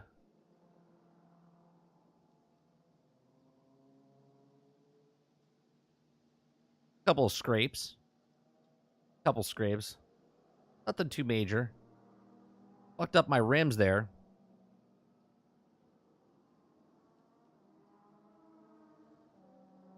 I mean, I'll be honest. I am not a like a graphics snob in any way, shape, or form, right? And this looks really good. So let me go to the settings just so you can see. I am playing at. Oop! What did I just do? Where was that? Balance. I don't know what the fuck it was. Let's see. Video. Graphics, I'm at Performance RT right now. So that's what I'm at right now. We can't change it. Oh no.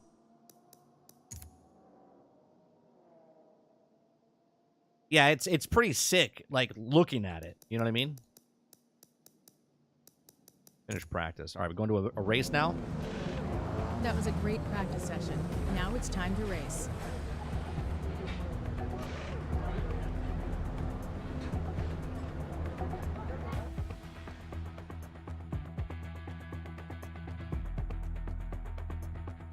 Yeah, I don't understand what people are looking at it saying. Would you pay money for Forza if it wasn't on Game Pass? I personally wouldn't, Ron, because I'm not a racing guy, right?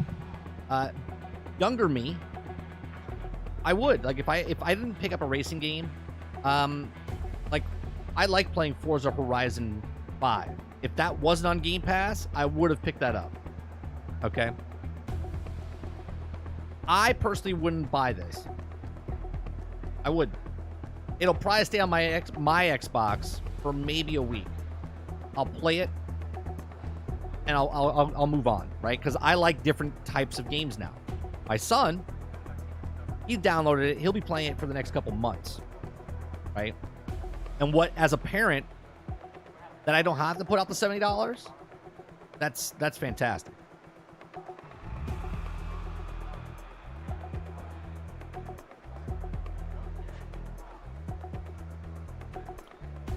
They had a driver's level since the first Motorsport, but the car level, manufacturing level, was introduced in Motorsports 3, I believe. I stay on Xbox for Forza being the main reason. All right, let's go to the race.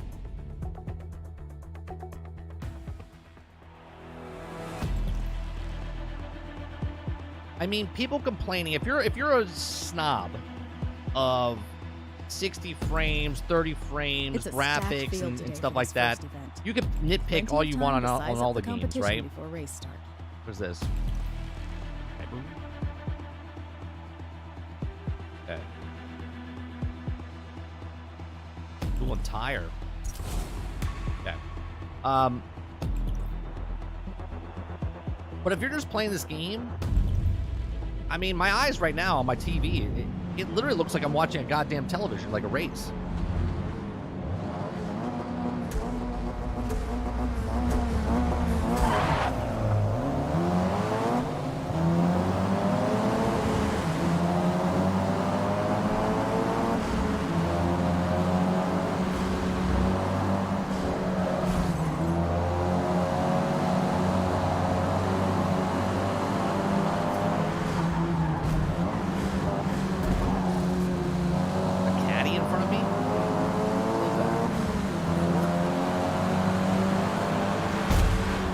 Buddy. Oh, you're aggressive too, I see. Dude!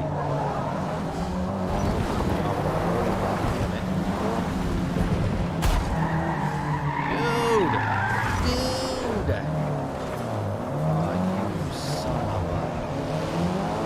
Is that the yellow car? The yellow car? Is that yellow car right there? Is that who did that?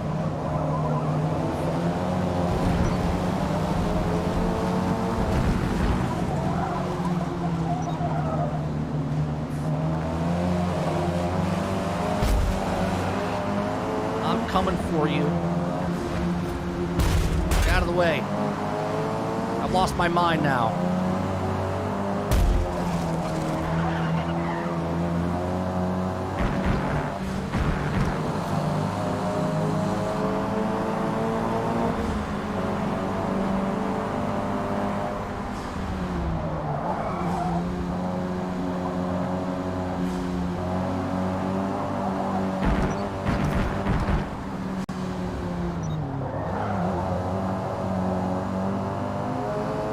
No, this is 60 frames per second. I think it is. I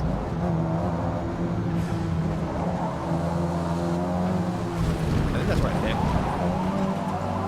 I'll switch it after this to show you.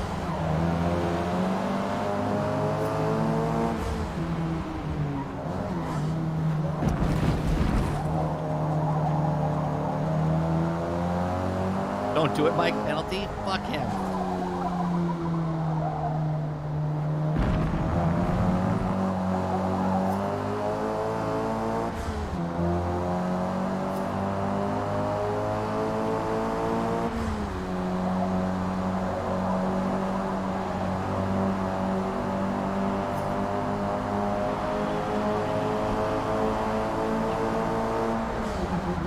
I don't know the output. The output that you're seeing and what I'm seeing is probably different.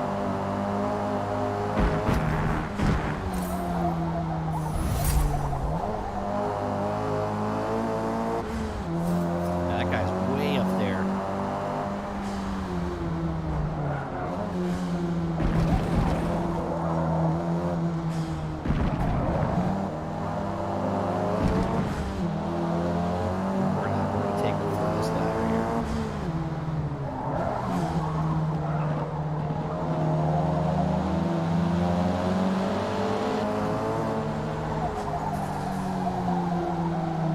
My tires are like burnt.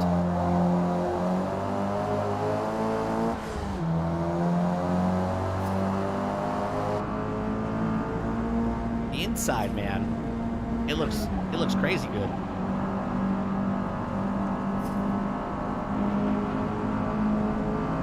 Last lap.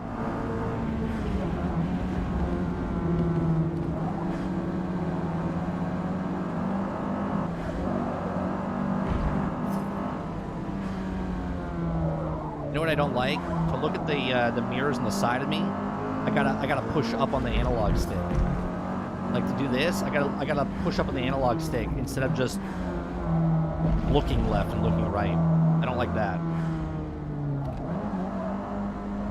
I like the sound. Like the sound differentiate from the inside to the outside.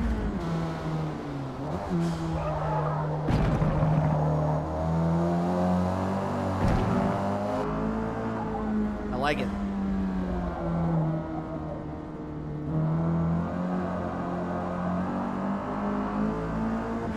I like more Forza Horizon stuff. I need to go where I want. Not so much the arcadey feel of it, just that I can go anywhere I want. I wouldn't mind a game where it's realistic like this, but actually, just open world type of thing. Good work out there. We finished P1. I played a motorsport, I think back on the 360. Diablo. I never owned one. I play Forza Horizon. I've rented these in the past. Points earned after every race will determine our overall series. Did I get a standings. penalty? Ending the series at the top of the leaderboard means that trophy is ours. Who was that yellow car? I want to know his name. I want to know that motherfucker's name. He tried to take me out in the very beginning.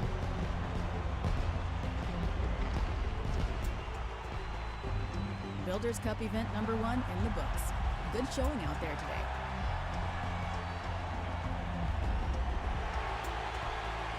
Dude, I think it's so stupid that they're wearing helmets and they don't have real facial recognition. I want to put my face in the game. As our car levels up, we'll unlock new parts that we can use Rim to increase styles. vehicle performance. Ooh. We're ready to head out for our next event. Well, I want to look at the replay for a second.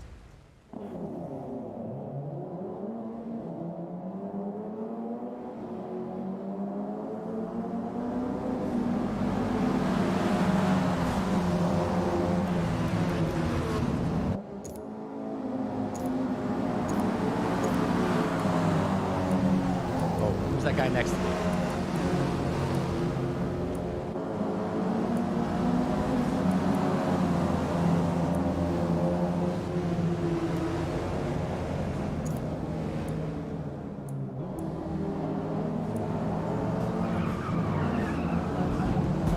Right there.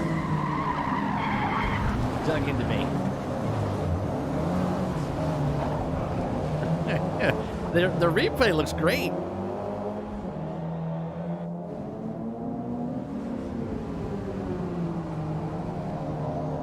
Here I come back for my revenge. For my revenge. This is where I looked at the chat and was like, don't do it, Mike. Don't do it. I was like, get off of me. You can see me coming for him. I'm like, you bastard. We just pushed him off. We gave him a warning shot. We gave him a warning shot.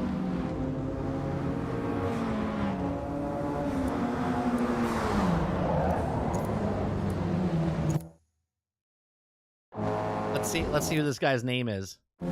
He has to be like here.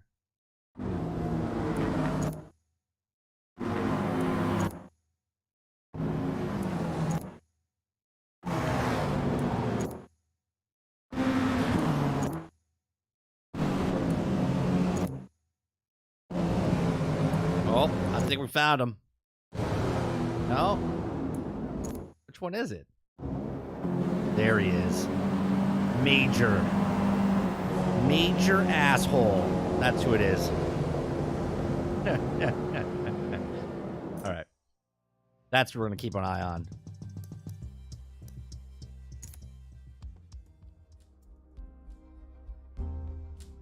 Yeah, basically that's what it is. Next event. So I got to do the Builders Cup before I can. All right, so we got to do this part before we can move on. Between each event, you'll have the opportunity to upgrade your car. Use the valuable car points you've earned for new performance parts. New parts will be unlocked as you level up your car throughout the series.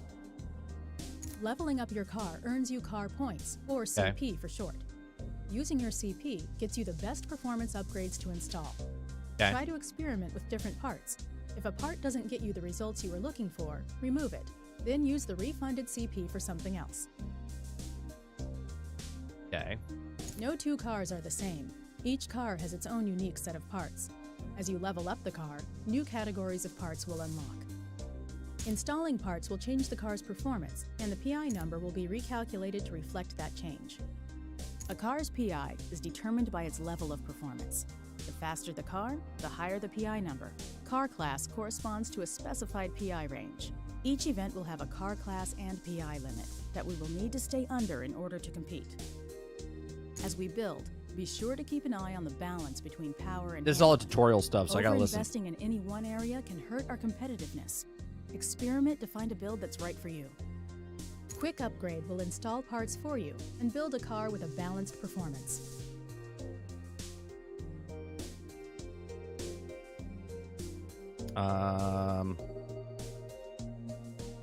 This is a summary of how your car's performance will change when we install the parts for you. Yeah, All confirm. right, now that we have some new parts installed, let's head out for our next event.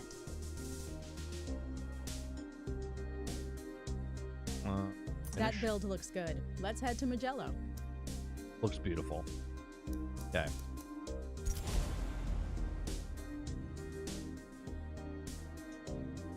Yeah, I know. I'm just in the tutorial section.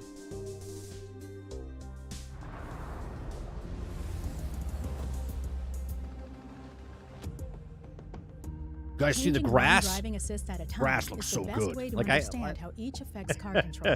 I saw someone to complain about the grass, and I'm like, bro. While you're running the required practice Maybe I come laps, from a different push era. that new build I to the played a limit. flight Hit that simulator target game where the lap ground was just blue or brown. There was no, like, buildings or anything. Right? I didn't care about the grass. I come from pole position. Burnout.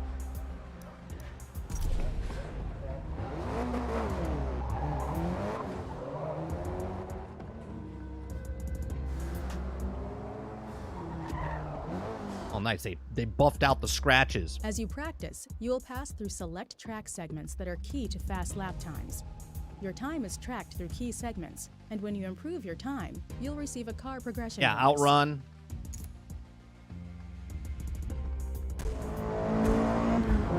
Like, what the... It's like pausing the game. It's like, here, you know what it's like? It's like people pausing the game and then going up here and going, wait, how do I zoom in? Can I zoom in? That's not zoom in, is it? What's no. You're ruining it for me. Oh, there you go. Right? Like, dude, can we even... The graphics, bro. The graphics. Like, what are we talking about?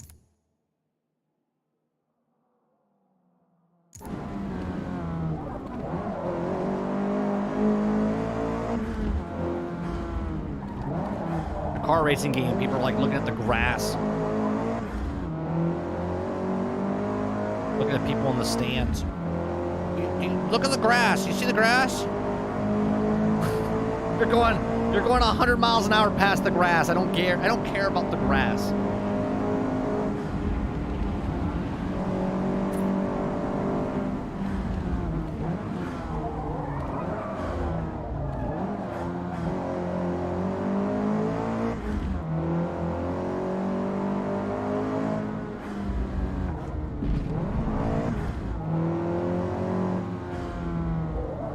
Race cars, bro. The grass. Yeah, every circuit features key segments, like the one you just completed, that we can use to gauge your overall lap performance. Experiment with where to get on the brakes, when to accelerate, and find your perfect racing line to shave precious seconds off your lap time. Oh, what are you running into me for? These guys play dirty. The PCs play dirty. Practice lap, bro.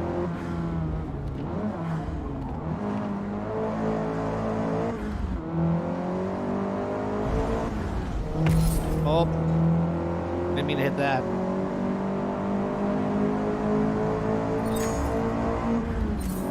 That's what I'm saying, Rose. Like, when you're like, you see the trees? Yeah, they look great. They look great at 135 miles an hour.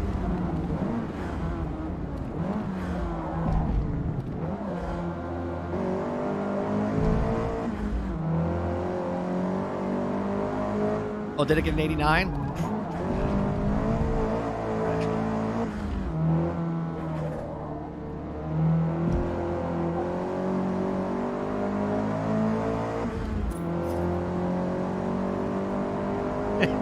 Right. At 150 miles an hour, that grass looks pretty good. It's that NPC we looked at, though. Those graphics are hurting, buddy.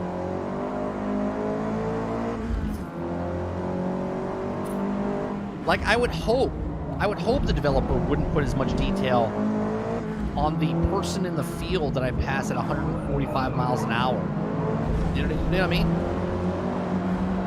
Wide again. Get back on the course. Gotta work on that last turn there.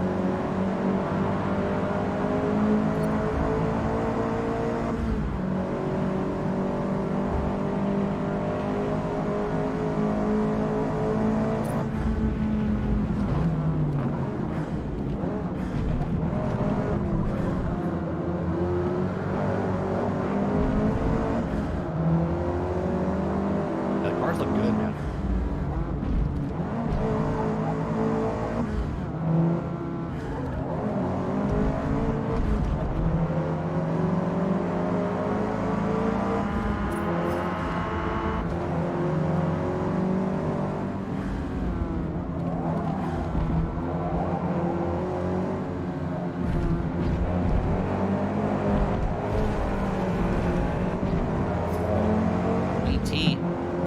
Watch out, buddy.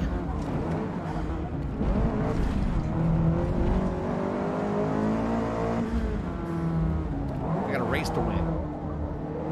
I got a practice lap to win.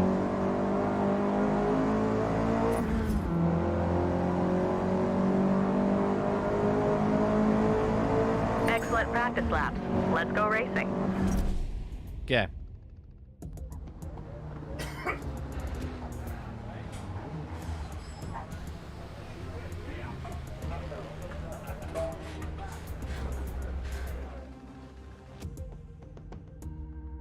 Yeah, there's no AC in the car. It is kind of hot in the car.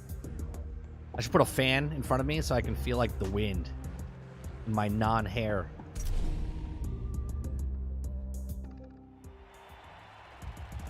Where's that guy at? Where's Major? I see you, Major. I see you. Where am I starting? Well, I'm way ahead of him. Hey, look, it's Mo. Hey, Mo, you're here. Look at you. I'm gonna kick your ass, Mo. Take you down. Take you down.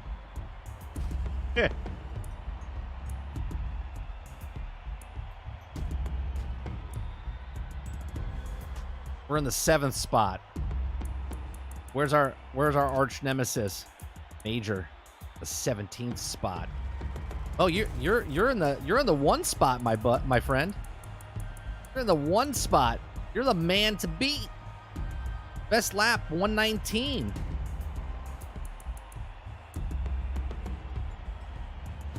My best lap was 110. How come I'm behind you? I think this race is fixed. I think this race is fixed already. Time for pit maneuver. Taking Mo out. You're going down.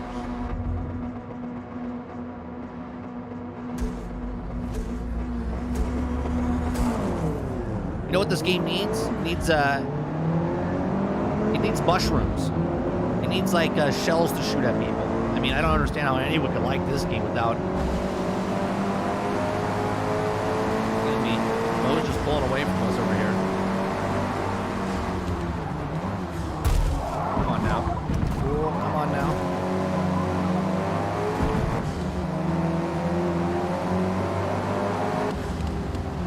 Oh, come on, buddy. Man, Robin's racing in this game, huh?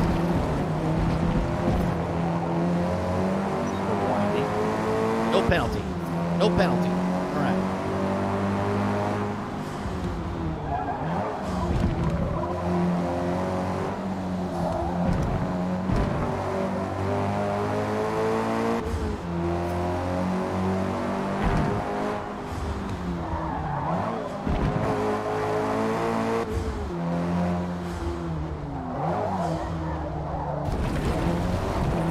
Is there a way to see who's in the lead? Like, is there a list that like pops up?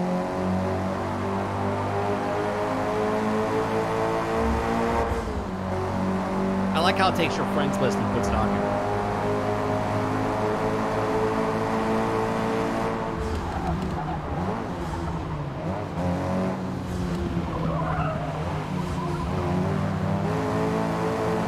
I think this is Mo right next to me. I don't know if Mo's in first. Doesn't matter. I'm going to be in first in a second.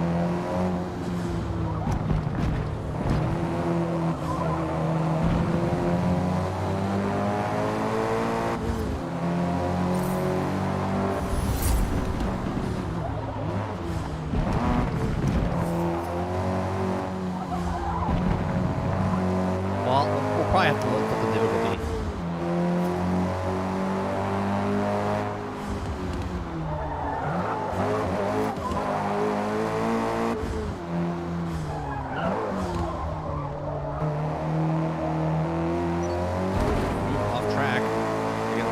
Keep it clean out there. We don't want to pick up any time penalties that could hurt our didn't mean chances at a top finish. Total time penalty is about half a second. We're gonna have to bring up that half a second. You're flying.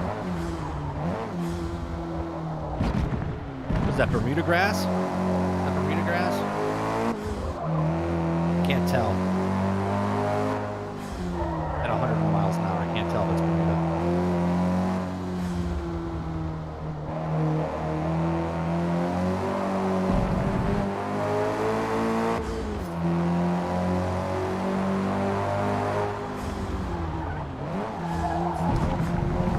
That Kentucky Blue? Is that what it is? All right.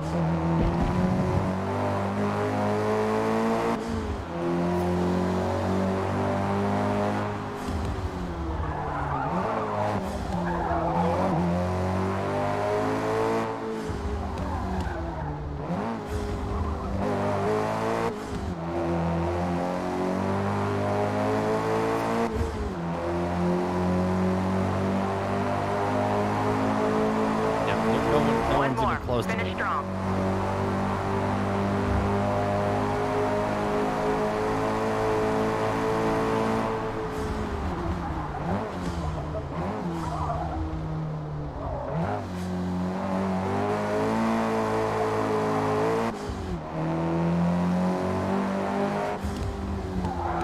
That helicopter in the air, is that doing the aerial shots?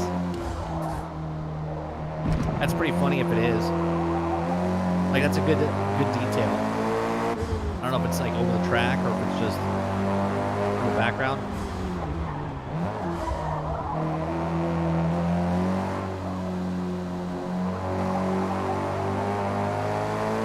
Oh yeah, no, it's there.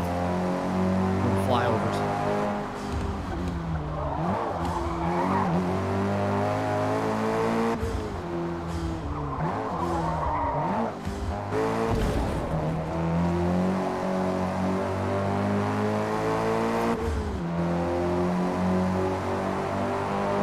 You're just flying through the game. Wouldn't that be cool? I've talked about that in the past. Like take the American Truck Simulator and Farm Simulator and Train Simulator and Flight Simulator and just all merge them into one.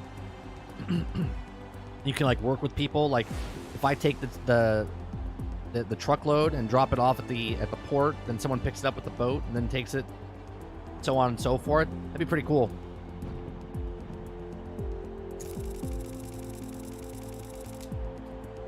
So Mo, you came in. There were 3 events. You came in 3rd.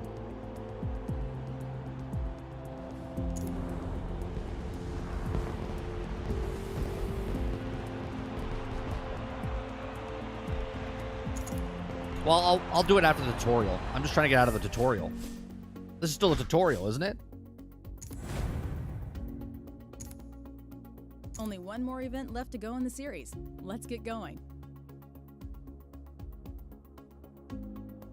It would be possible. I could fly the cargo, you pick it up, and then take it. Yeah, exactly. You know what I mean? Like that would be interesting if they did a game like that. It'd be really hard because it would definitely need to be big community. But you would take jobs, right? So you would take a job and it would list a job for someone. So let's say you're taking the product in the air and you're shipping it over. It would say that someone's taking this job and you're like, it needs a driver. And then you would click the driver and then you would click, you know what I'm saying? That would be very interesting. They could do that.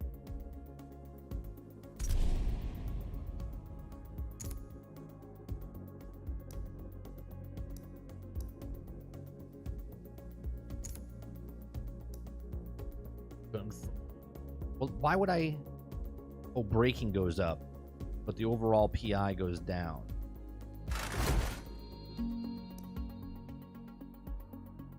They have that in GTA RP?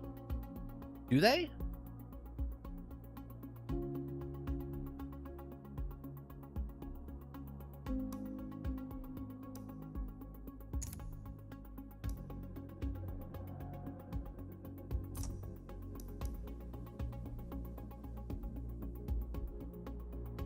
Looks like the car is ready, so let's head to Kyalami.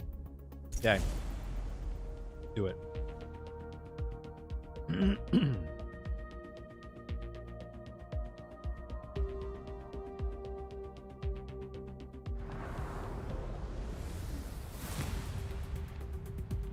Yeah, that would be interesting.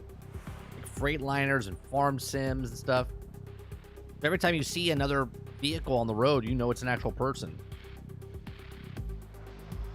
Do they have a massive multiplayer online sim game?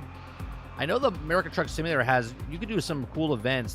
They do multiplayer in American Truck Simulator or Euro Truck Simulator, and you could have like hundreds of people doing convoy lines and stuff like that.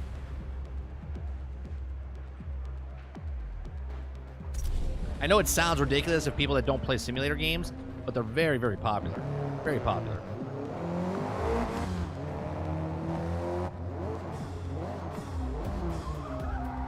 If you go look up like farm simulator videos and how many people watch those compared to like other video games, you would be massively surprised. You're like, wait a minute, there's a million people watching this.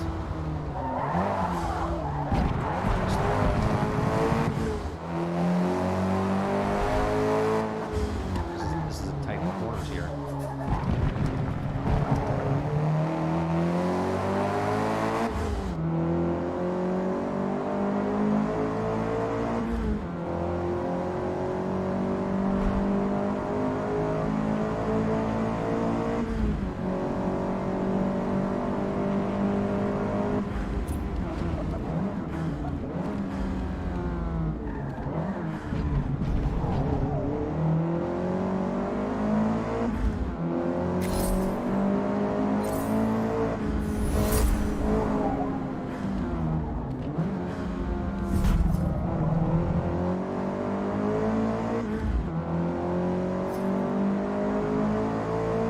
like the up on the D-pad or up on the analog stick to look like that. I just want to look left.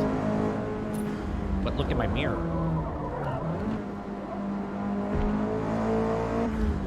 I wish I could hook up my G27 wheel to this, but I can't. It doesn't work with the Xbox. I gotta get like a console wheel instead. This would be a completely different experience if I had a wheel. I would love car games more if I did that. Give myself a little seat. Come on, Robert. They have a train simulator. Yeah.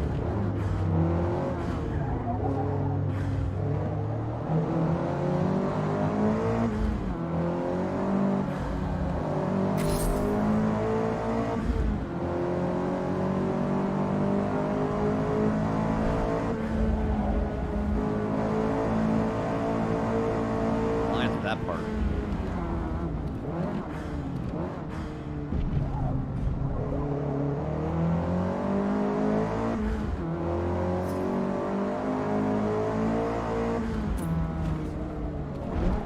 What's the part? Oh boy.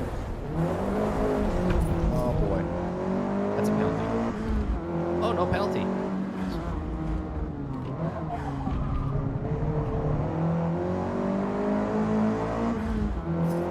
No penalty.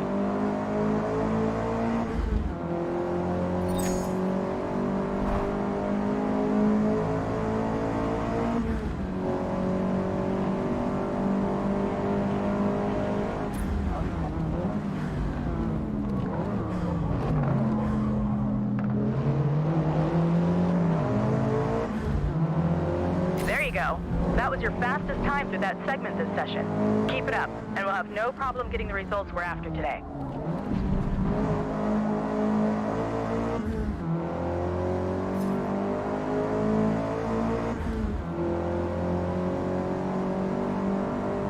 Oh, in real life? You're talking about in the game.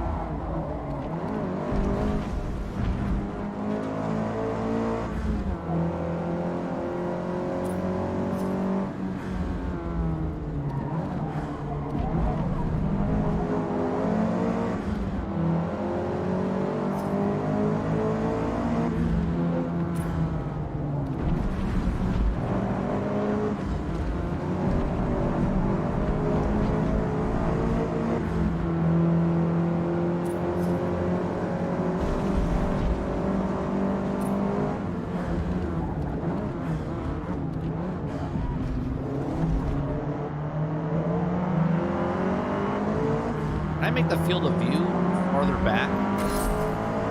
So I can see my mirror on the left?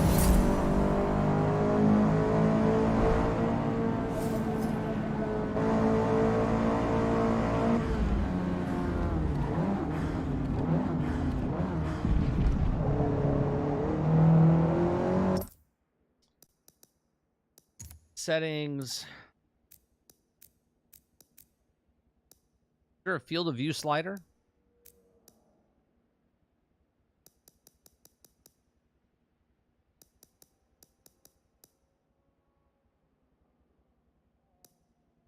On.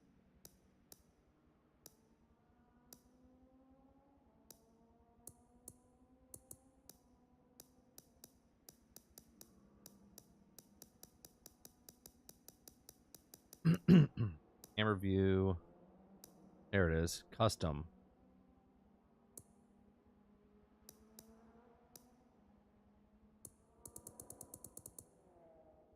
(2016) driver camera field of view. Okay.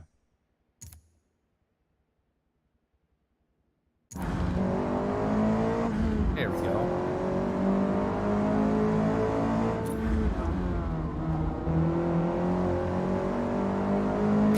Now I feel like I'm in the car.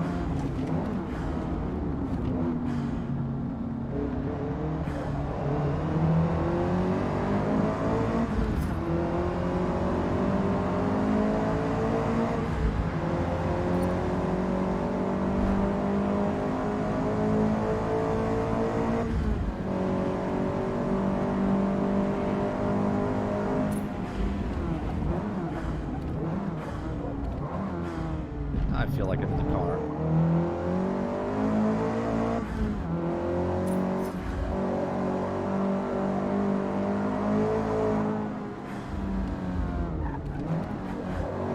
I can see the appeal to this stuff.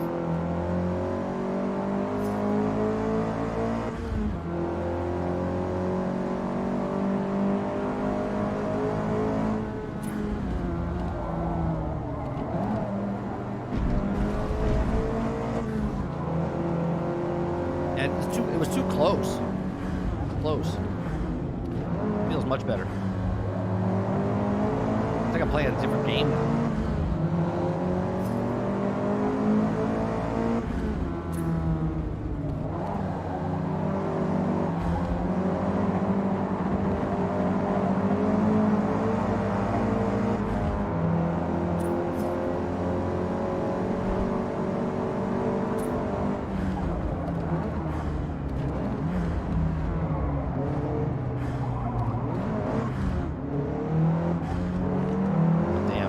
Try to overtake him there.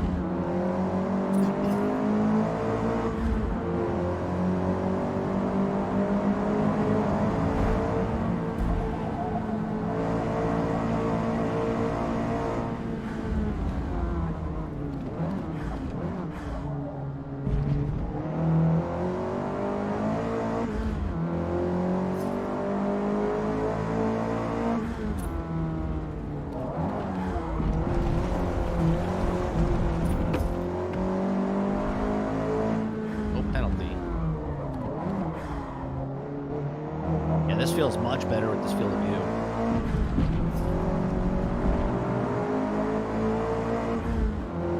I'm really a bad driver? No, I'm actually a really good driver.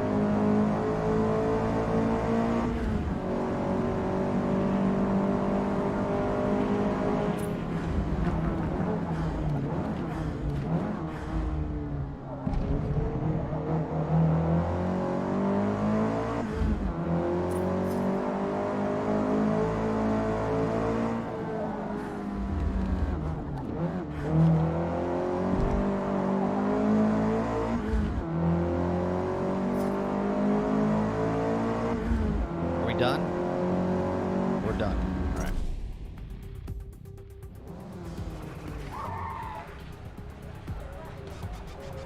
Yeah, a couple of bumps.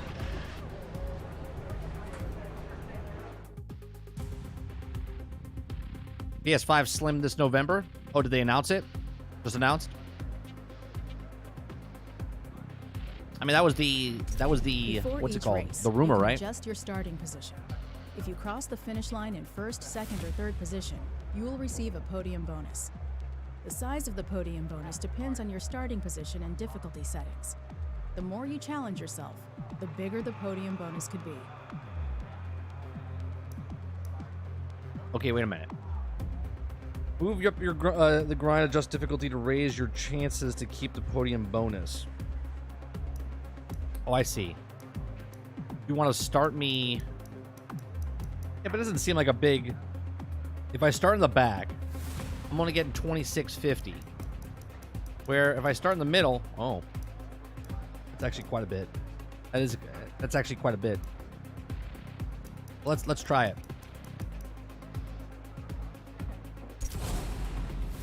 Let's try it. Come on, Soups.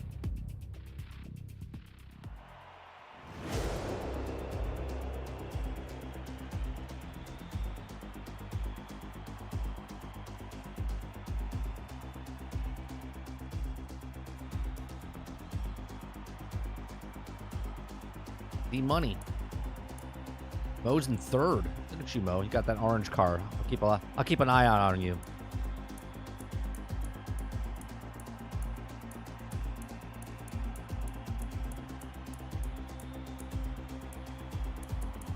Where's Major at? Oh. Major's in the 6th position. There's that goddamn yellow car. We'll get him. Alright, gotta get first.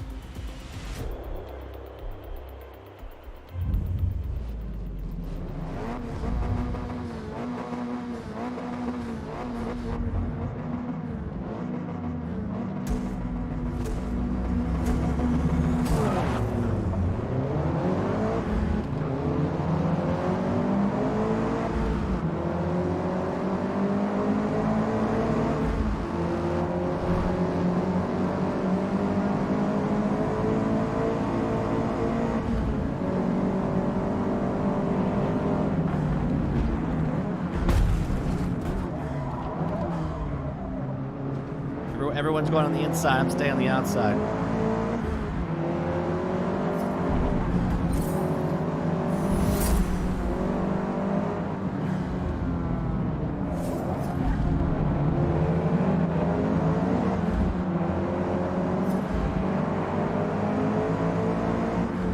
Look at us. Look at us.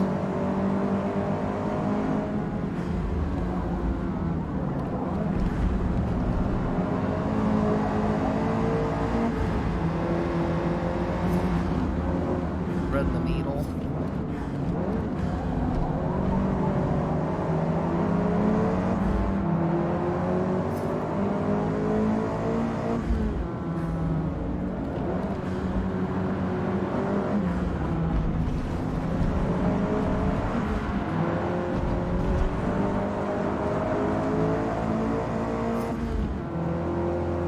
Oh, I see Mo.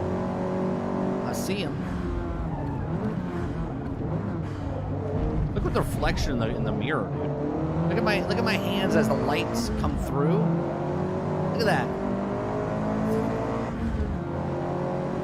That's crazy.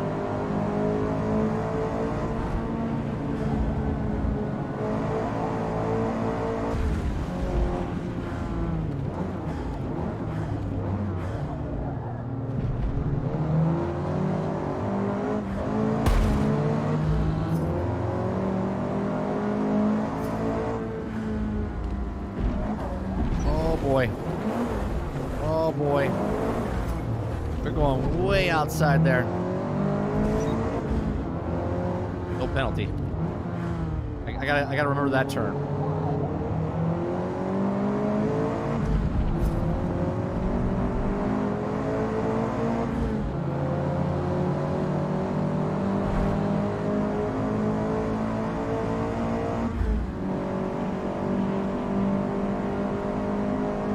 Dude, the lighting effects. I haven't played a Gran Turismo in a long time. Those had really good as well. That's insane. The way the reflection off of that thing. I didn't notice it before.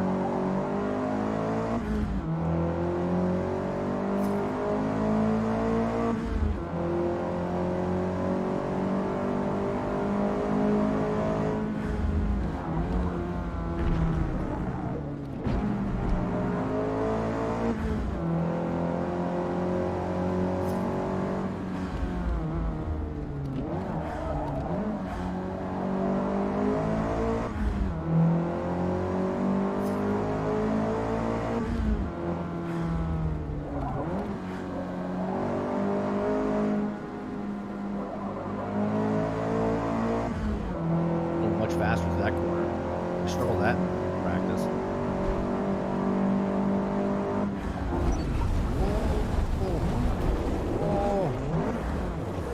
Oh my goodness. I lost it there.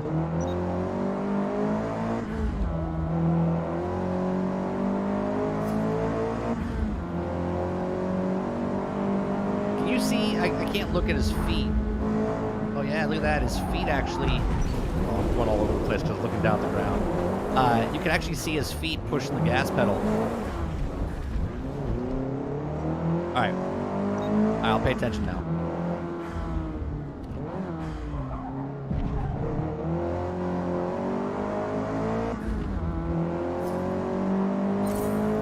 Oh no, they're not moving. The feet aren't moving.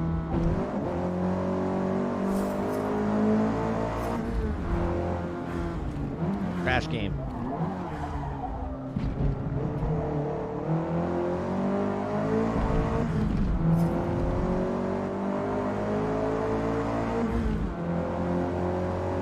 Last lap. Let's go.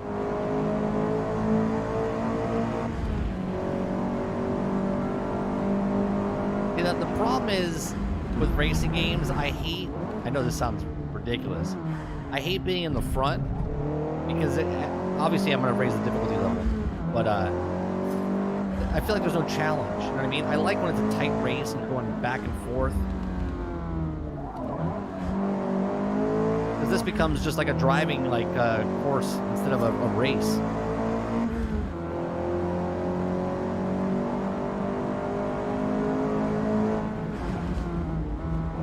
gone in the game?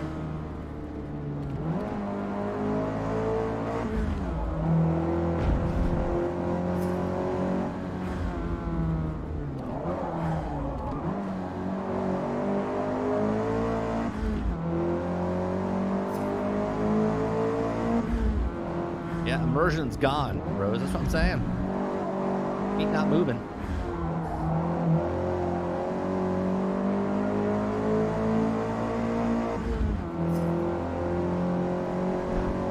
Maybe it's an option. Maybe it's an option to put on.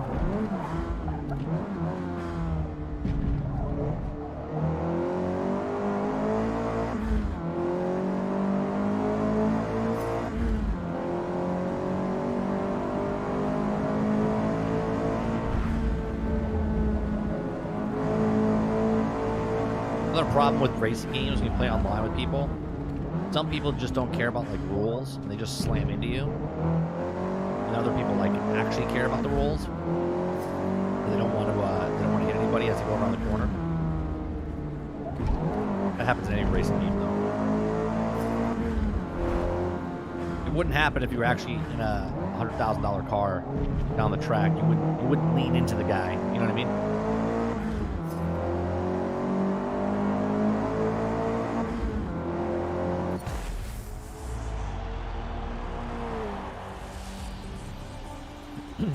Nicely done. We finished P1. Mo got 3rd overall. Good job, Mo.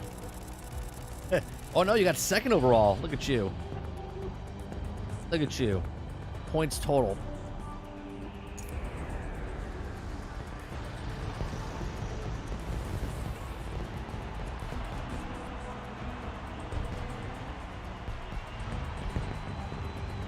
I have the G27 racing wheel. I use it for racing car games, Farm Simulator on the PC, and I also use it for American Truck Simulator. It's fantastic. I'm sure there's better wheels now. Congrats. I got mine like 3 years ago. Someone was selling Not a bad used. way to start our I picked it up for collection. like $40, which is a steal.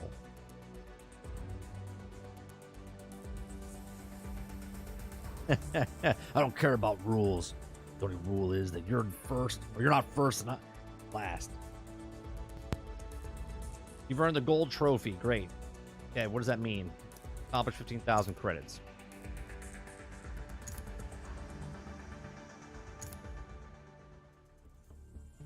So how do you unlock,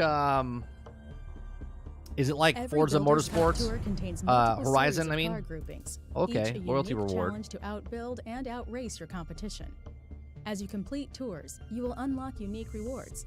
Check back regularly. Glad I asked. As new tours with new rewards are released on a regular basis. Wait, so we have a Porsche now? Okay, so we're done with this. And now we can... I don't understand. Can I use my Porsche now?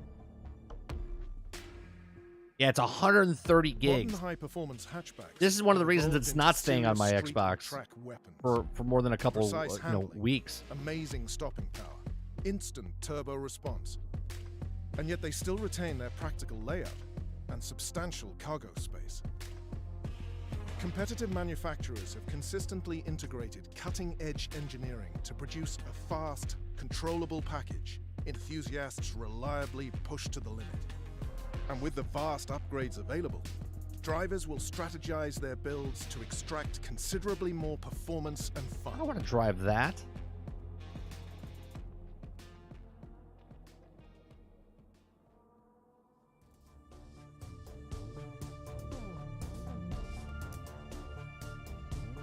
I gotta pick one of these.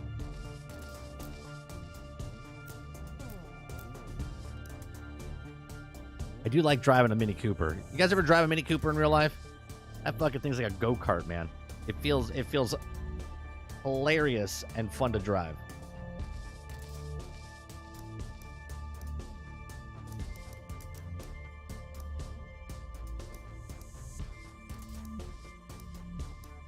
I'm gonna go with the Mini Cooper. No, but I love the movie with Mark Wahlberg, The Italian Job, Dolphin. Is that what you're talking about? The digital PlayStation 5 Slim with the drive is $500, and the drive alone is $80. But no price on the system without the drive. I would assume it's $80 cheaper, right?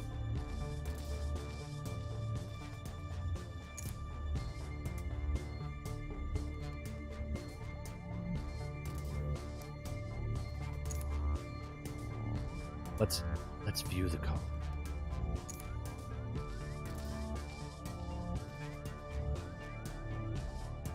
That feels like what it feels inside.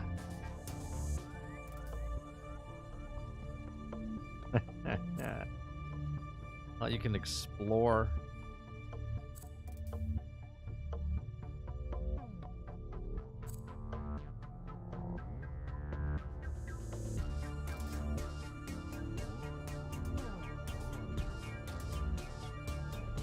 Now I'm at the car dealership.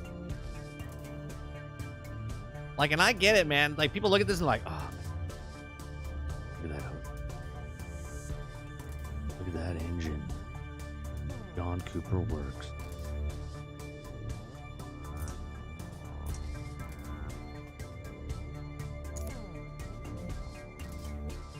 Let's see. I want to buy.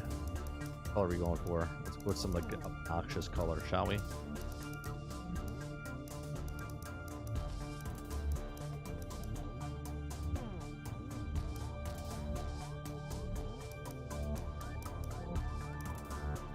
Let's go with a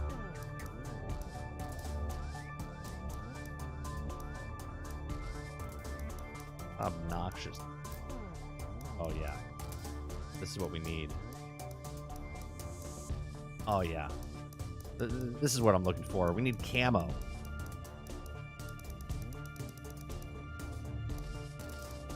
Is that a wood? Like the car's wood?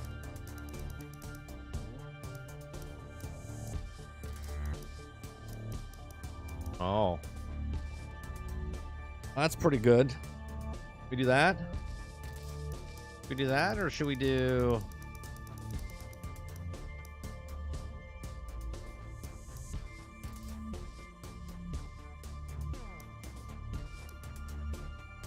I feel like this is it right here. I feel like this is the car. You going with swirls or triangles? I'm gonna go with triangles.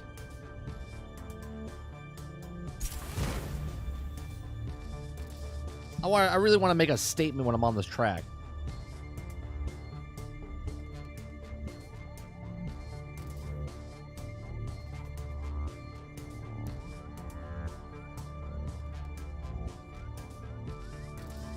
A lot going on with that paint job. It makes a statement. It makes a statement. I'm unpredictable.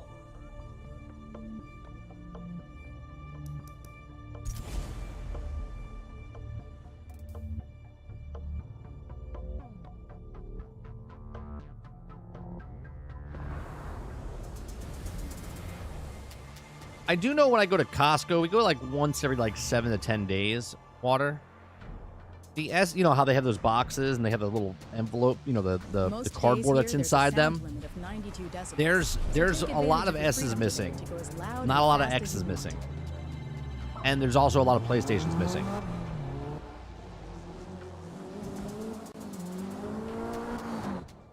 Only 400, so it looks like it's a bigger HD drive capabilities, and they're raising the price.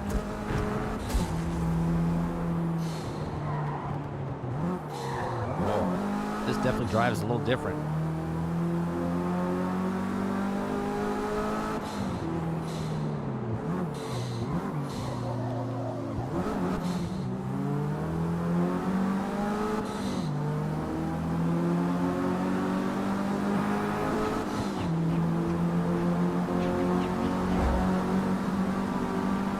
Buddy. See you later, buddy.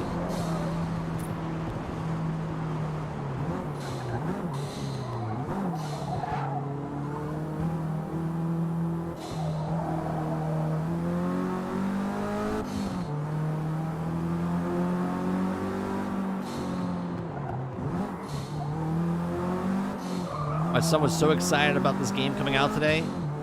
that he has homework for the week, and he did today's homework yesterday.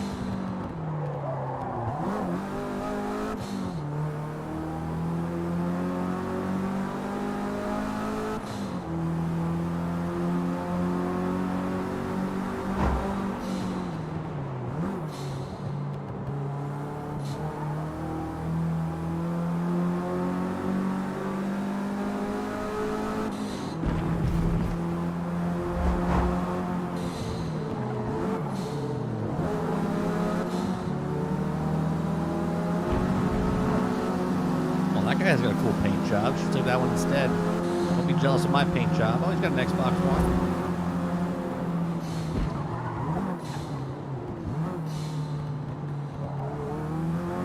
That's a nice little turn right there. Going down off that hill.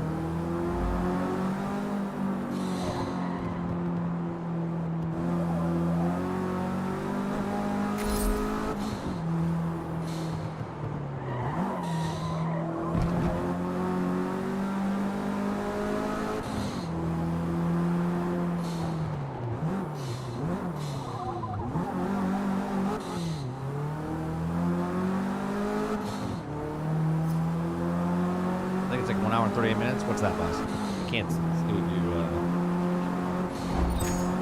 Oh, the stream for Diablo. Gotcha.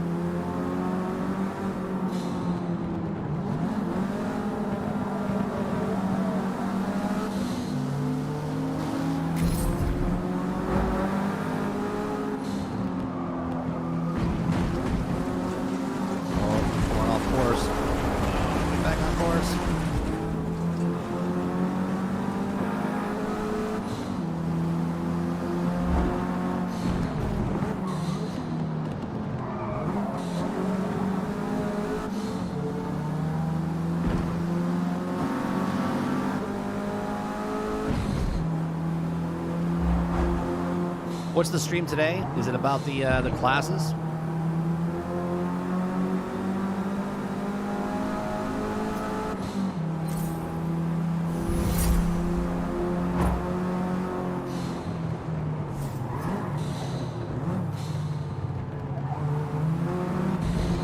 Oh, that's a penalty. That's a penalty. Nope, no penalty. I guess if you stay on the green, no penalty.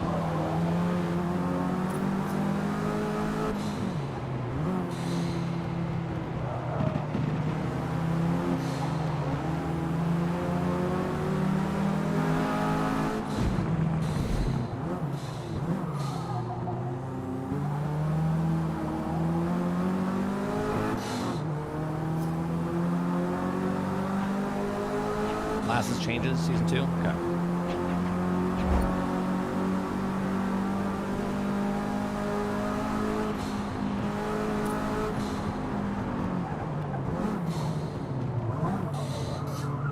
I have to admit, after reading all the stuff that they approved, and I watched the video and whatnot, there's a split second I was like, you know what, maybe I'll download Diablo again. But then I was like, nah, I'm good.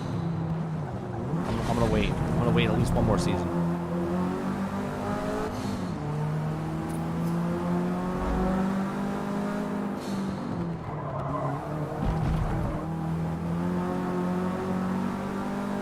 Well.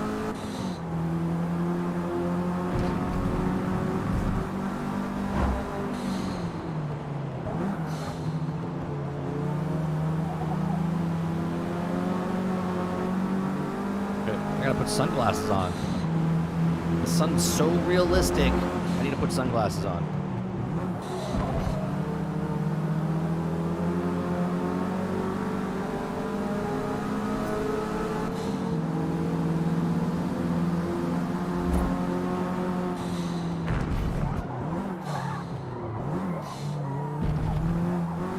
Yeah, this is a fun turn right here.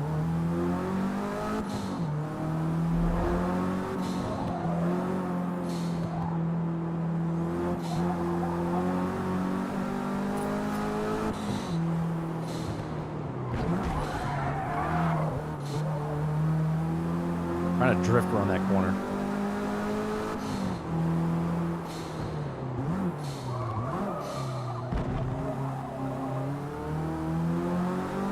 I'm trying to do a Mario Kart drift.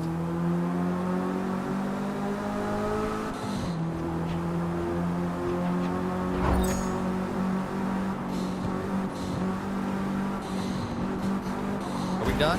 I think we're done, right? We did all our laps. Yeah. New Halo Infinite season's coming out on the 17th. I'm tempted. I mean, Battlefield 2042 just had another season. I think today, it came out. We might play that tonight. That's why I'm playing this afternoon. Just to see what it is.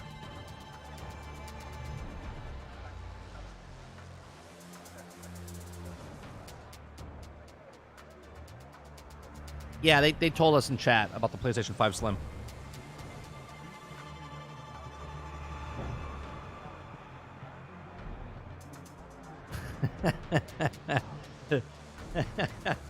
Mo, that's funny.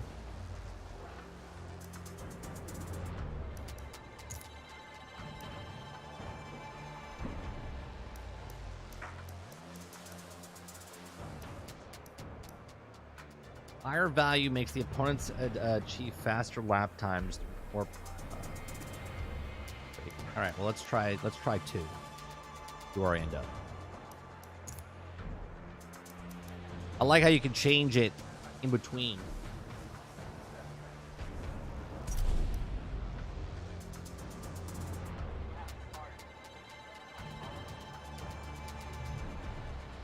So are they going for more cartoony art style, or is it me for steering away from photorealism? How about this game?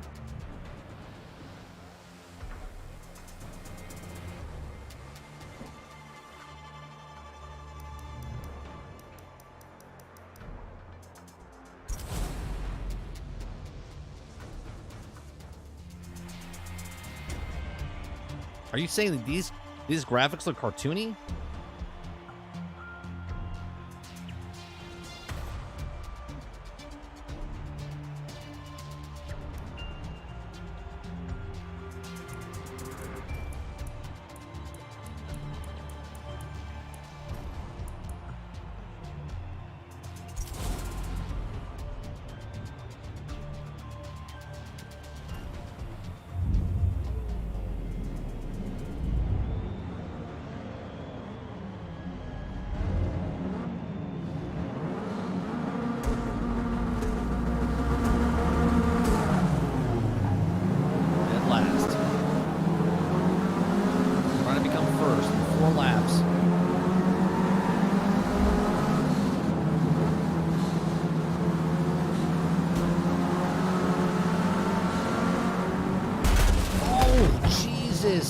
I got slammed so hard from behind.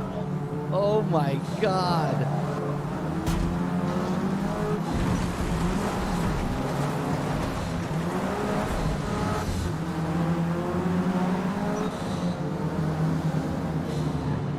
Dear Lord.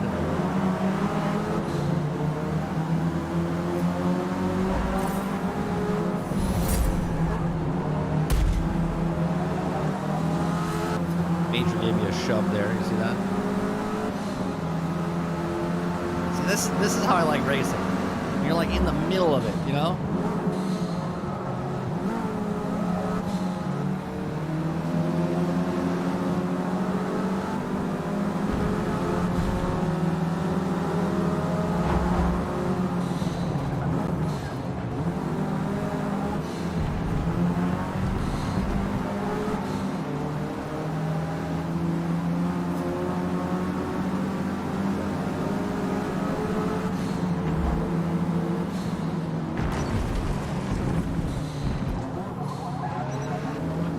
Time penalty is about a second.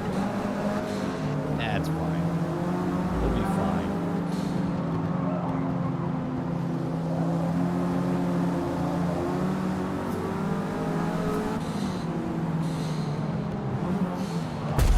Oh.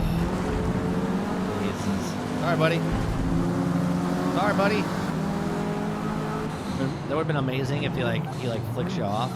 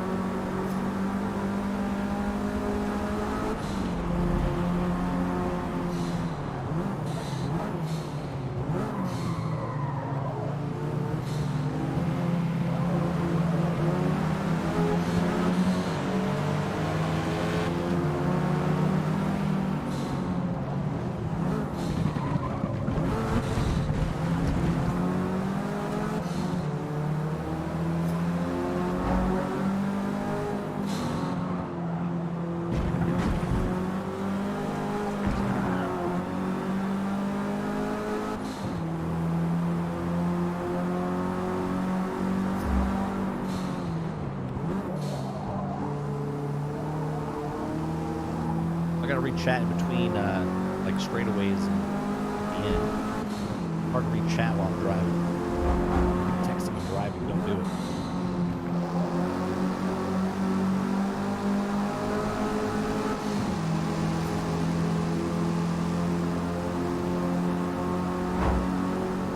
Okay, we're in the top. We're in the top 3.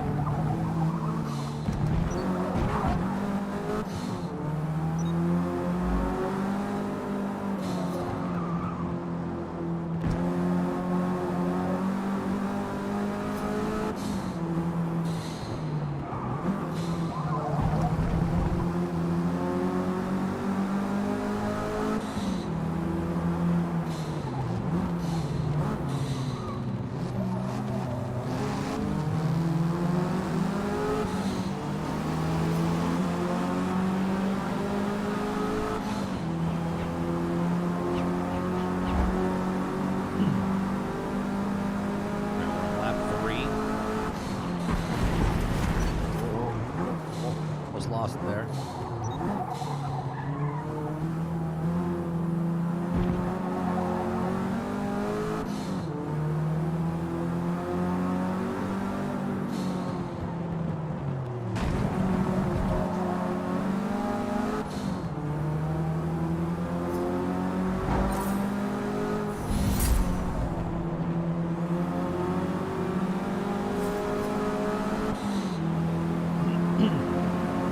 So each car you have, you level up separate.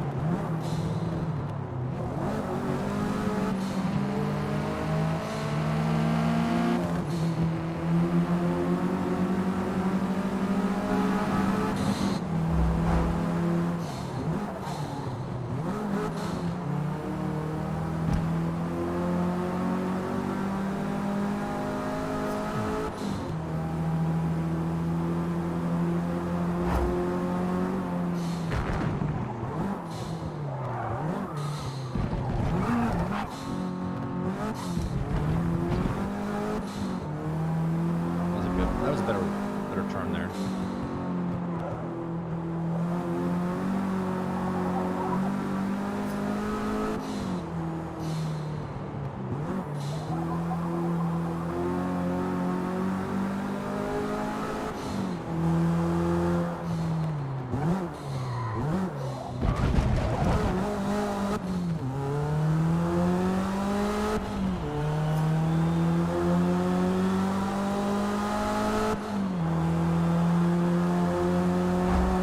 One more lap. Man, that car looks ugly, huh?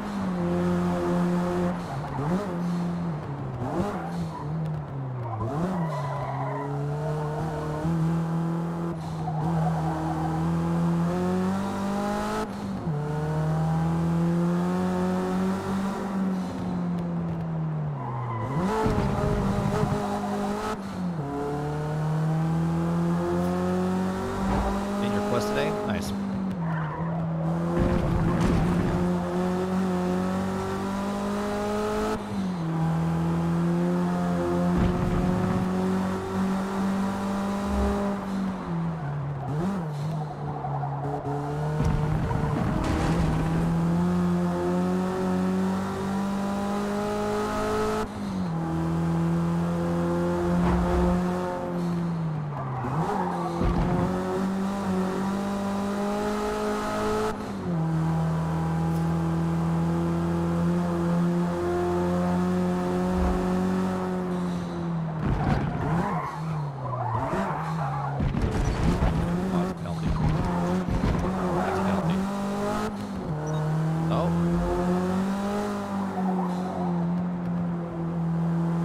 I thought for sure that was going to be a penalty.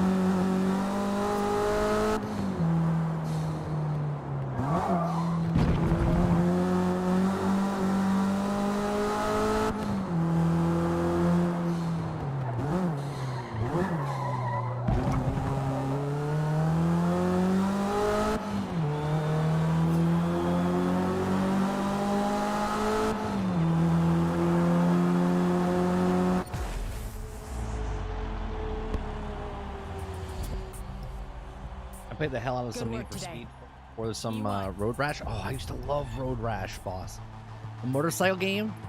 I never owned it, right? Never owned Road Rash. But every time I would go to Best Buy, they always had that demo, the television set where you would play, and they always had Road Rash in there, and I would always play. My mom would go shopping, and I would just sit there and play Road Rash. You never owned it? Always rented it? I never even rented it. I only played it at Best Buy. Only played it at Best Buy. I think it's the game I've played the most without owning.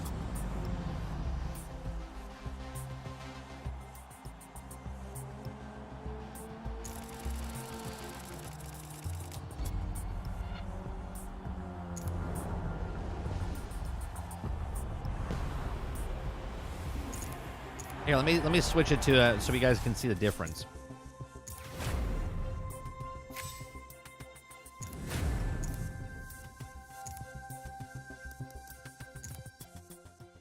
Let me go to settings.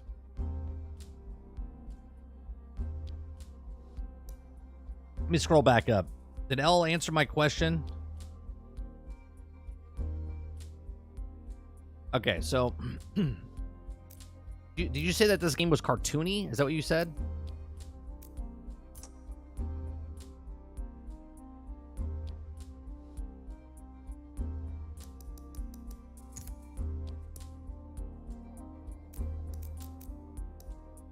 Okay, right now we're at performance RT. There's performance and then there's visuals. Visuals, okay, maximum 4K visual quality track with ray tracing at 30 frames per second. Performance RT is prioritized at 60 frames per second on track performance at 4K resolution. That's performance. And then performance RT enable to track ray tracing at 60 frames per second with variable resolution. So here we'll go visual. This is the 30 frames.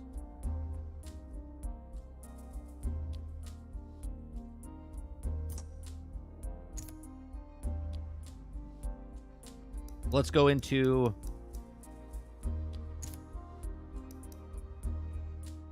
We've secured you unlimited access to the biggest collection of cars on Earth. Okay, great. And the best tracks to race them on. Set your race rules, or run with no rules at all. Better buckle up, though. The action is going to be intense. Can I just...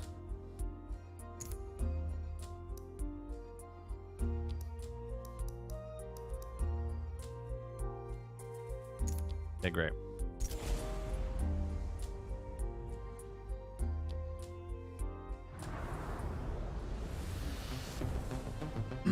Yeah, here's the 30 frames per second.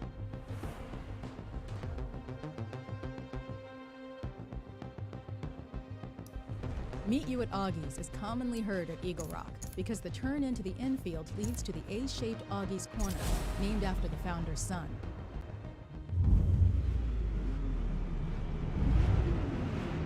Okay, take a mental picture.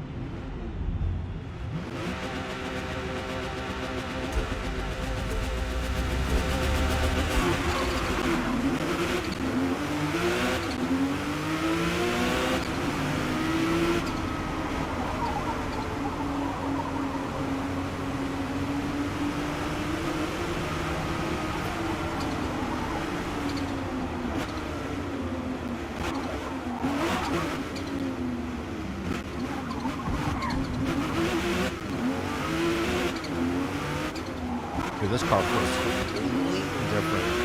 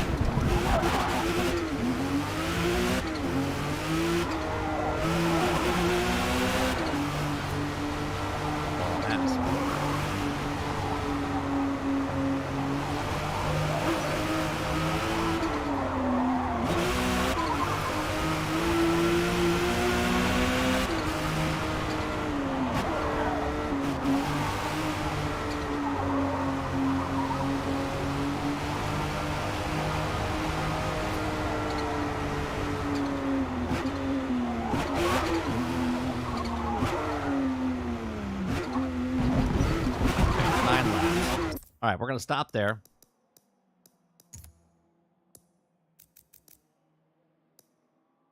Oh, it won't let me do it while we're in it. All right, let me back out of this.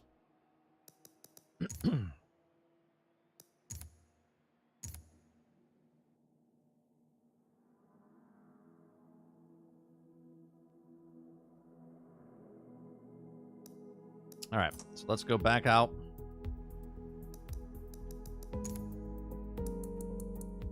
Oops. Settings. Okay, so that's that was visuals. We were at performance. Now this is performance recommended, right? So this is where we.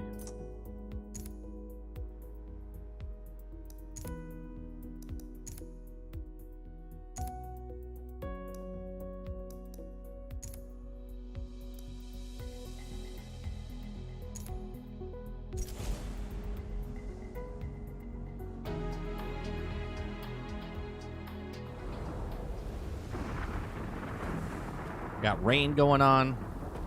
Silverstone is hallowed ground, one of the most famous, exciting, and technically challenging tracks, where modern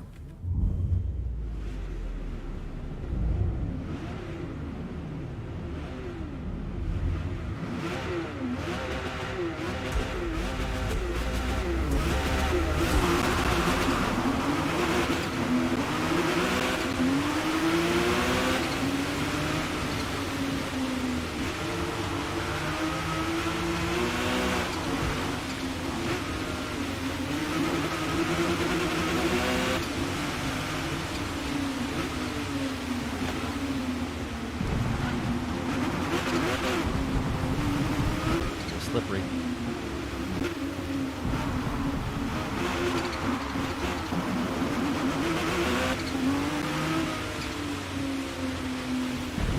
The way the water comes off the windshield.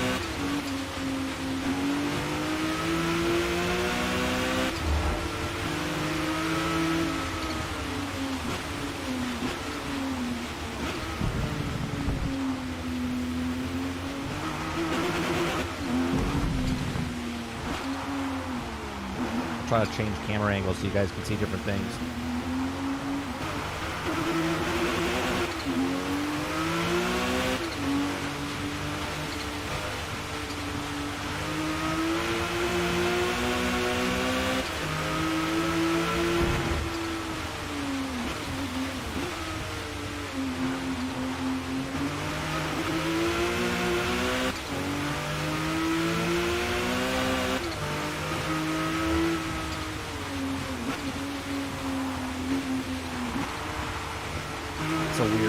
It's a weird kind of. I don't like this camera angle.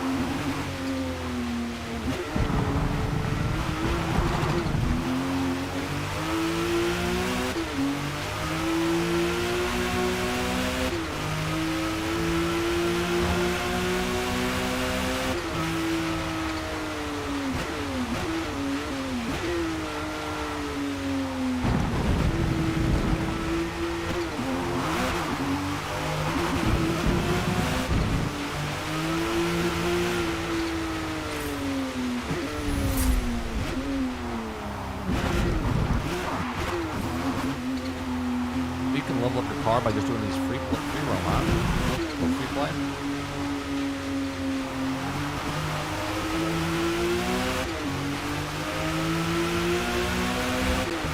Final lap.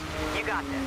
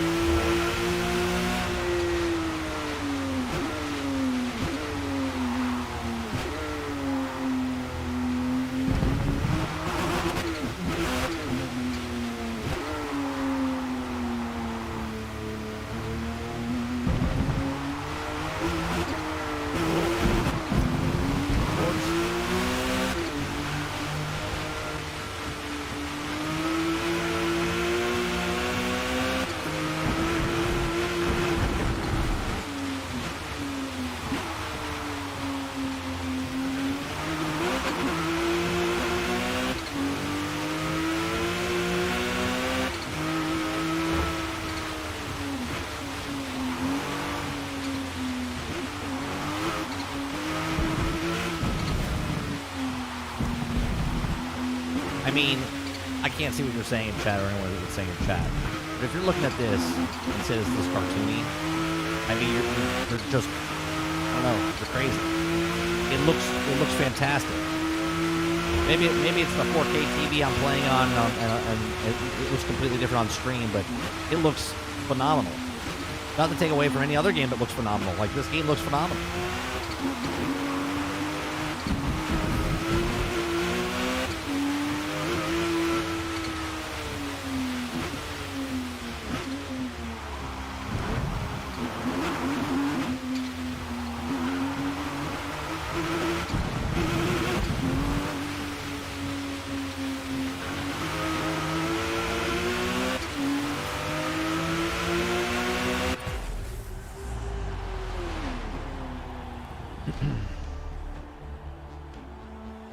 If it's native 4K, why does it need to use dynamic 4K? Yeah, but you prefer GT. Do you have an Xbox, L? Do you play Xbox? Or do you play PlayStation? I don't know. I'm asking.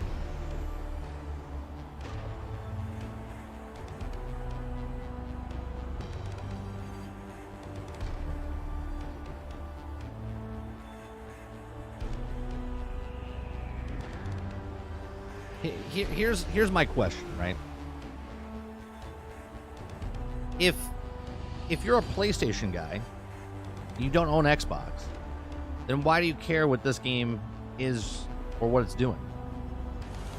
Right? If I have a 1080p television set or a 4K television set or 2K television set, if I don't know what I don't have, does it matter? And if you own both systems, then obviously you would look at it and go, well, I prefer this over this. And if this is better than this, then you would buy this, right? But if you don't have this, then you're just buying the game that's on your console.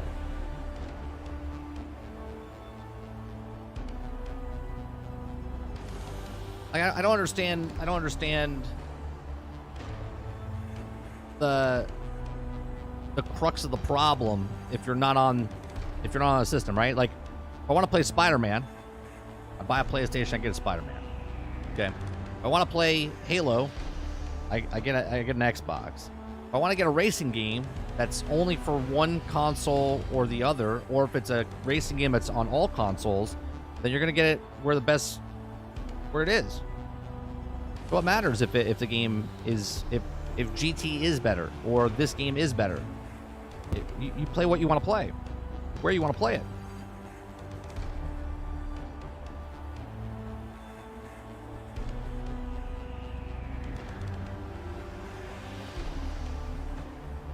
Yeah, I haven't played this on PC. If you have the graphics card, it's gotta look insane.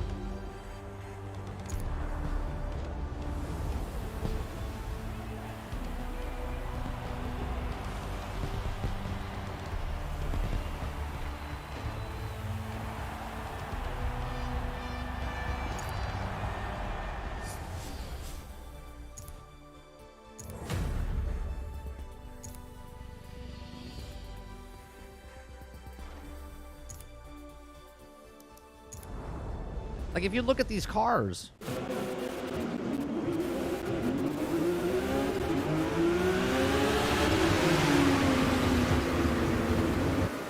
I mean, do I have to bring up a car game from just a few years ago or like a decade ago? I mean, I don't know what you guys are looking for.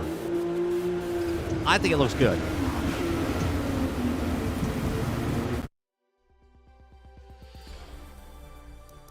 Let me go back to...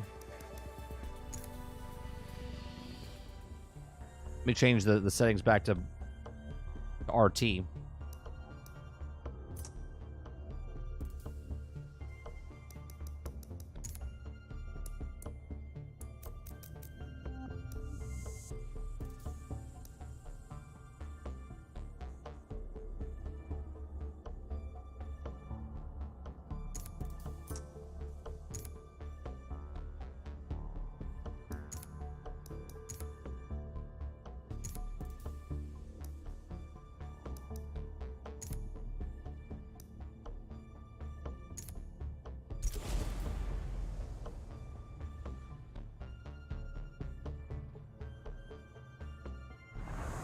Yeah, it's like car porn, you know?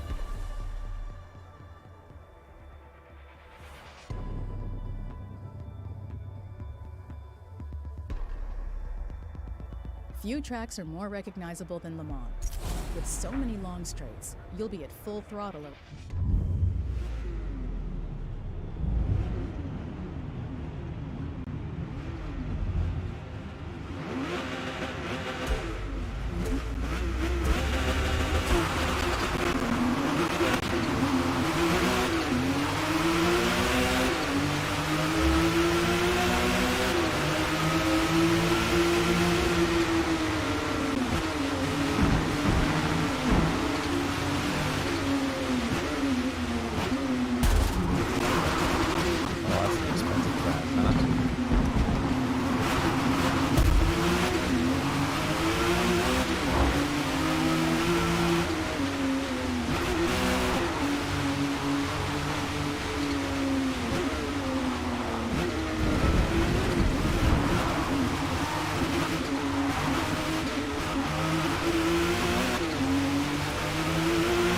Like, I just can't, I can't look at this game and someone go, this looks like shit.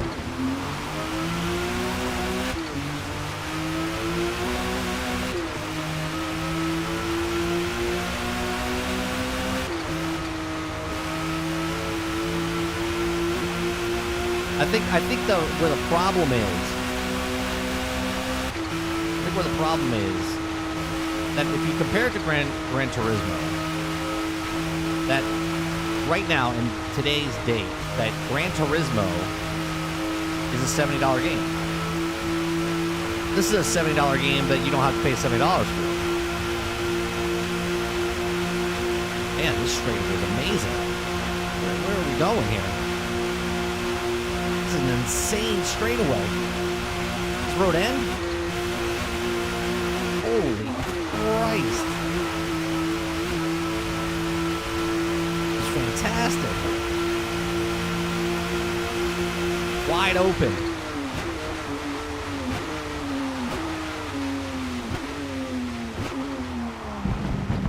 Goodness. That straightaway was insane.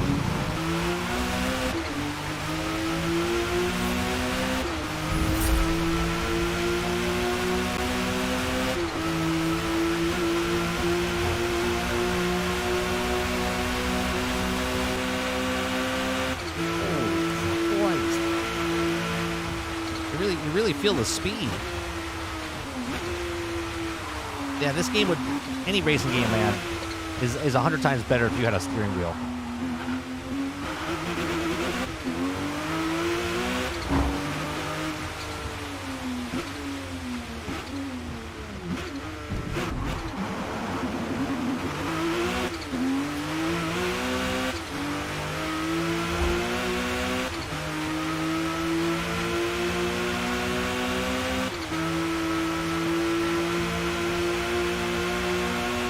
Feel the wheels shake. You guys ever driven a car over 100 miles an hour? I got to experience it multiple times while filming stuff. One, just being in the car that goes this fast, and then two, I got to partake in some driving classes or whatever, and it's insane when you're going that fast.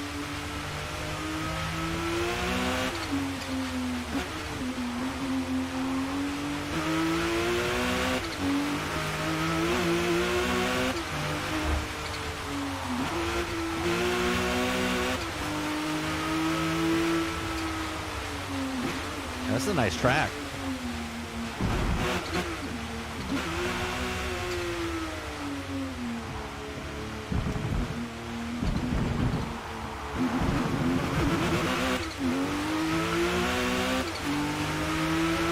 Final lap. I want to go down that straightaway again.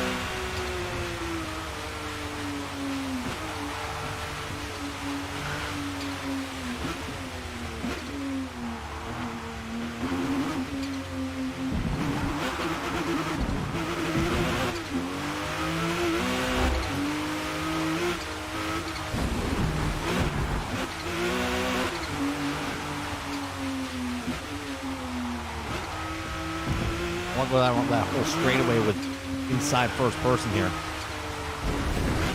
Ooh. Get off the grass. Get off the grass.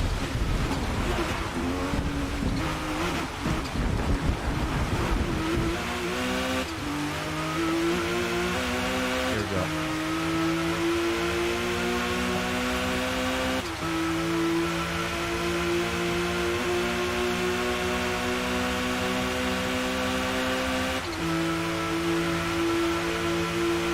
You guys see the grass? Look at the grass, guys. Graphics are terrible. Look at the grass. Look at the trees. At 228 miles an hour, you can't even tell there's a trees.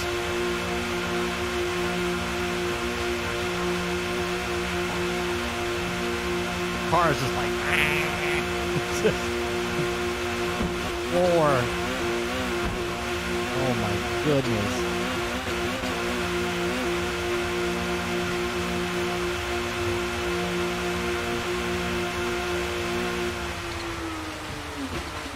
That's pretty realistic.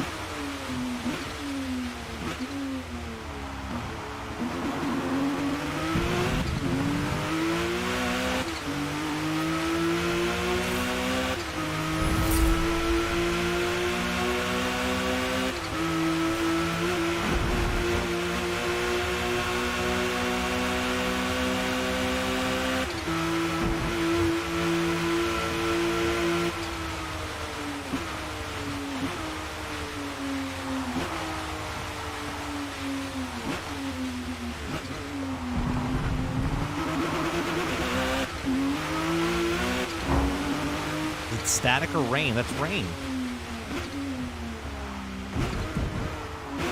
There's static in my stream?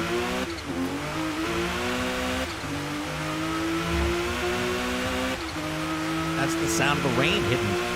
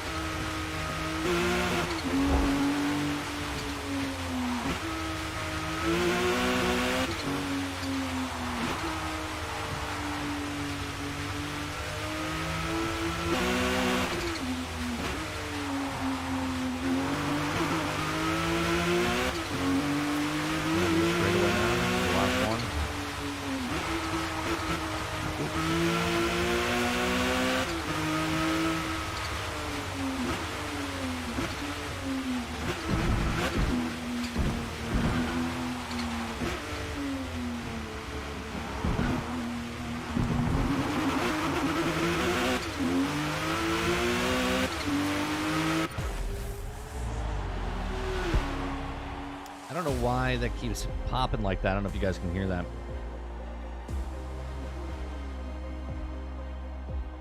Not getting the best treatment from people on PC and the Xbox store. People just need to go back to being gamers and stop being critics. Just play it.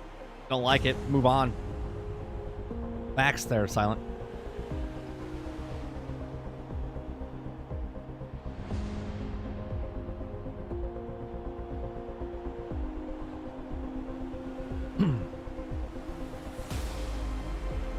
I like the diesel truck I drove. 65 miles an hour floored screaming down the highway. I used to have I had a Honda Accord hatchback. That's what it did. I was like,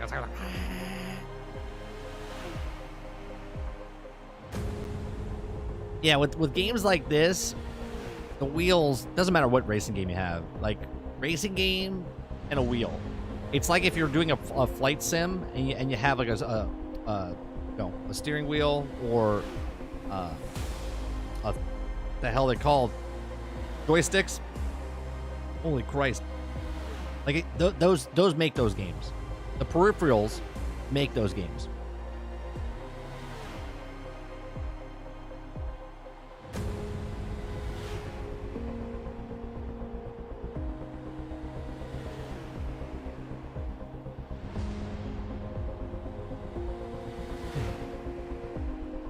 So, El, did you answer my question? Do you play PC, PlayStation, or do you play Xbox.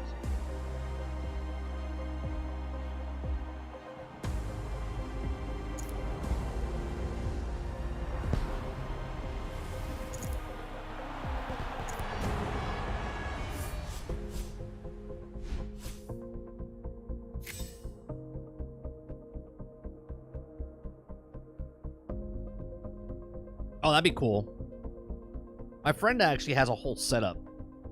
He has like a whole like cockpit that he built, and like because he loves the flight sim games, he has the whole like the board in front of him and stuff. Pretty cool. No, not you, Soups. I was asking L.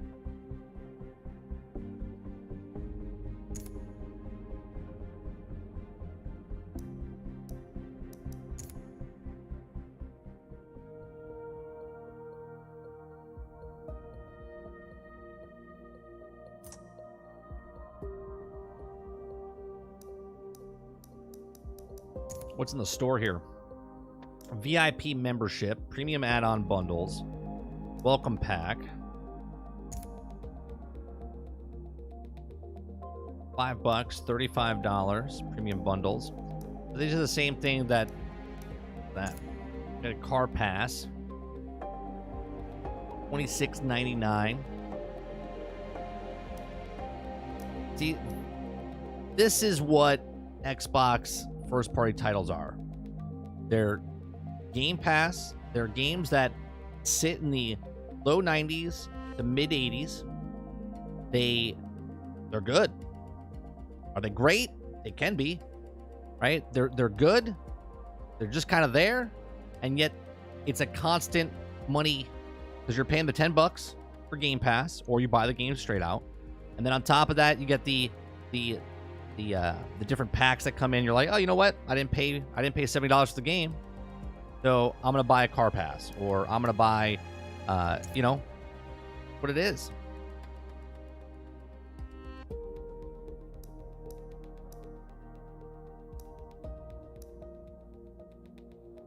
Yeah, but that's the whole Xbox ecosystem. Their first-party title games are there to make money in the long run for Game Pass.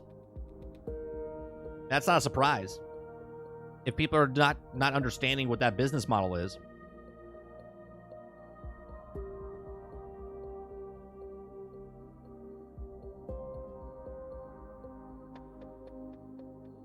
El, you still haven't answered my question. Are you a PlayStation player, PC player, or Xbox player?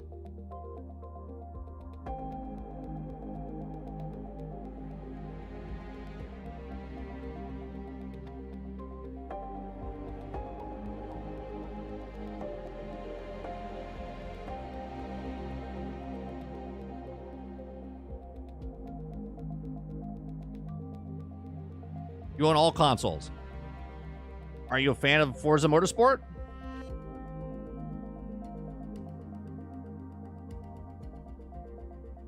Are they thinking you're a fanboy? I guess.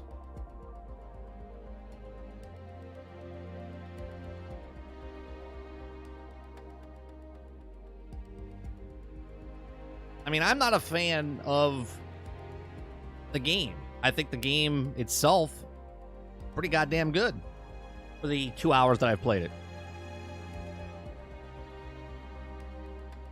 Game Pass users have been sitting at 25 million for 3 years now. But that's not true. Ron, the first time we heard how many players were on Game Pass was January of this past year. This year, 25 million is the first time they ever told us. Did you think it just started off at 25 million?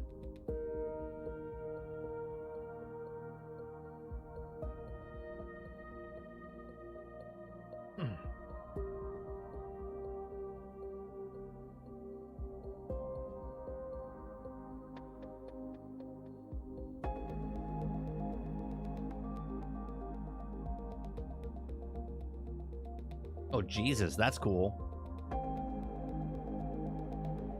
That's your setup?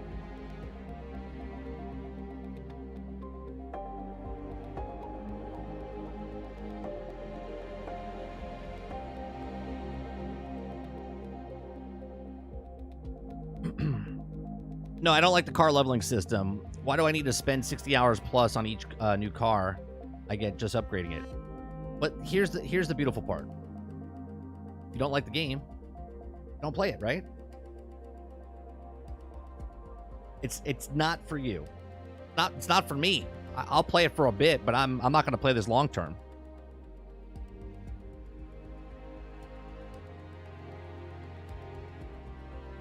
And the leveling that I did with each car, I mean, let me try to put it in a perspective, right?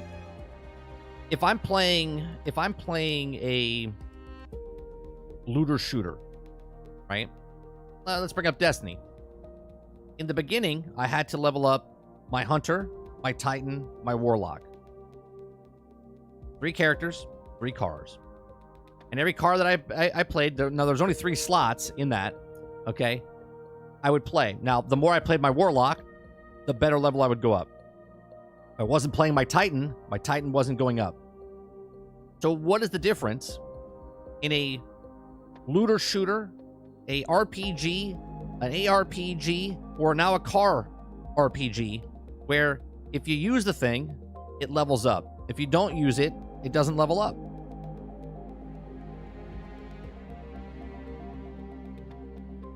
Also, as I've seen a clip on Facebook, I think it's a dude was playing a flight simulator or something on a highway, the danger zone, and had a whole moving thing. The old arcade game. It had multiple screens around him. I think 3 big screens. It was crazy setup. I've seen some crazy setups.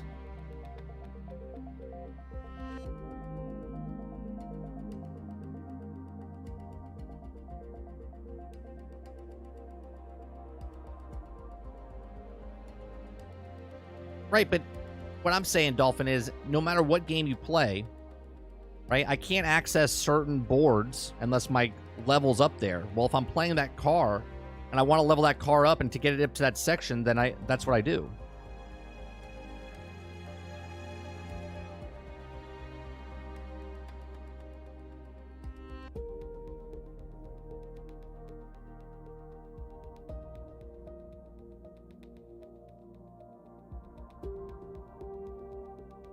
I got 2 27-inch monitors in front of me, and then I have my television, a 55-inch television set. So I got 3, and I can use my television set as a monitor if I want to, but mostly don't.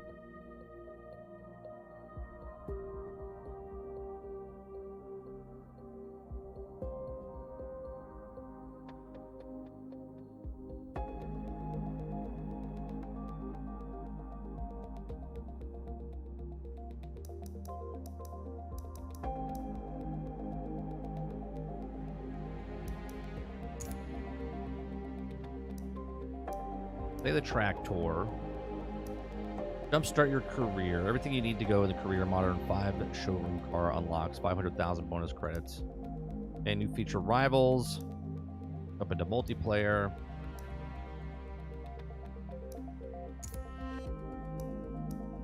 To go to career for a second. Kind of like want to look around. Like for instance, I can't play this until I do this, right? So what would be the difference if, let's just say this is level 1 through 5. And this is 6 through 10. And this is 11 through 15. Right? I don't know. I'm just trying to make comparisons, right? The Byron. Right? Like if you want to do high performance stuff, you're going to have to build up your career. It's a career. Right? When you start the career, you're not driving the Bugatti. You're driving a Honda Civic.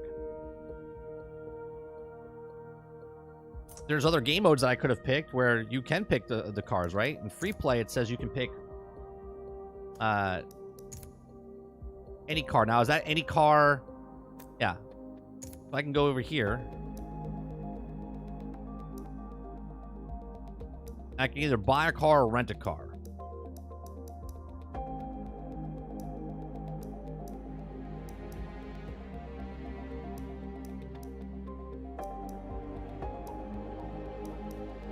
They got the Shelby in here.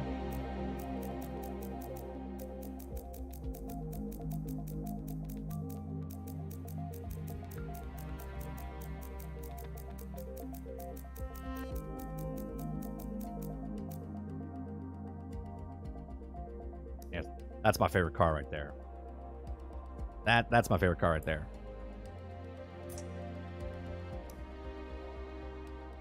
Right? I can't do that. Right? I can't get to my favorite car. I gotta build up to my favorite car.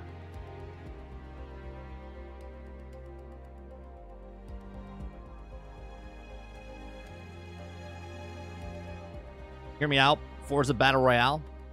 I mean, they got a in Forza Motorsports. What's it called? Forza Sports Horizon 5. They have a Battle Royale.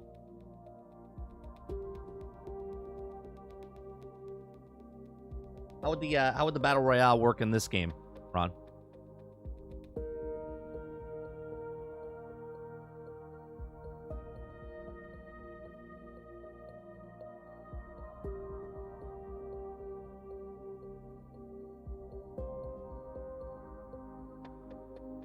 Yeah, the flight sims are fun. They can be boring for people that don't know. Like, if you play a flight sim and just do everything on easy mode, it kind of gets boring. But if you do a flight sim and like learn the actual thing of airplanes, it's very cool.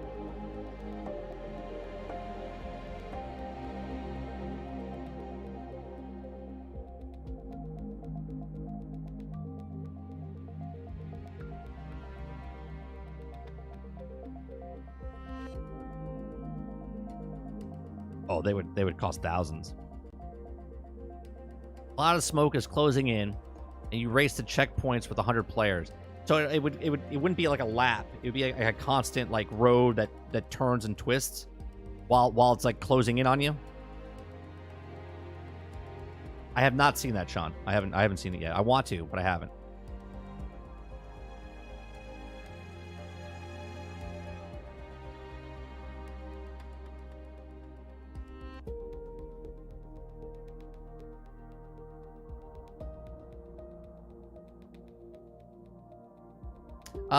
I think they're doing Minecraft Live on the 15th, Gaming Fire.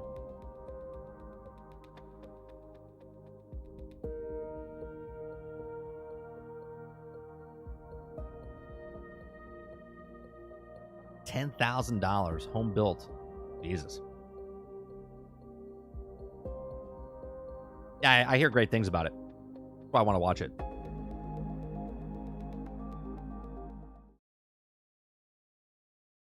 All right. What time is it? 15?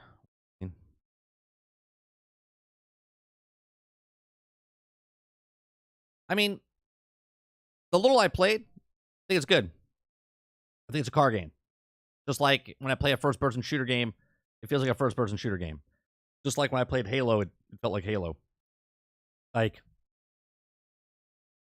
I have nothing really bad to say about it. I haven't got into anything really in depth here. I'll probably put another maybe 10 hours in.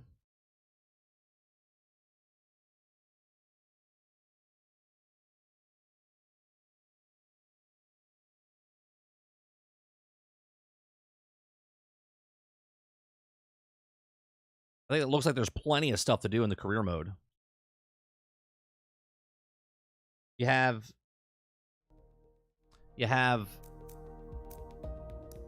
Builder's Cup, right? Then you have these. So you have, what do we have here? We got 1, 2, 3, 4, 5. 1, 2, 3, 4, 5. So you got 10, 15. You got the Legacy. You got another 5. It's 20. 25. You got 25. At the start, you got 25. You got 5 different classes. You have a whole thing of 5 events in each one of those, right? For your career or whatnot. Then you got featured. You got 5 more there. You got 30 different events or track tours that you can do. The crazy part is that if you were just buying this game alone, I think it would be worth if you're a car fan, right? But you don't got to pay anything. And this is what's mind-boggling about Xbox's business model. That they're giving you yet another Pretty damn good game. What'd you guys say it scored? Like an 89? Which is trash, obviously. Let me see what it got on Metacritic. Not that I care. Like whatever Metacritic says, that's it. But Metacritic does give them a bonus, right? For stuff. So.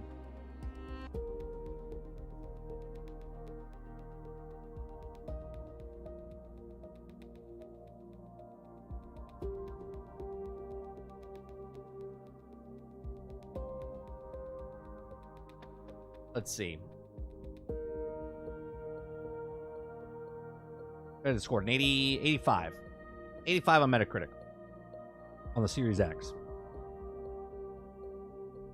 Is there a rating for PC?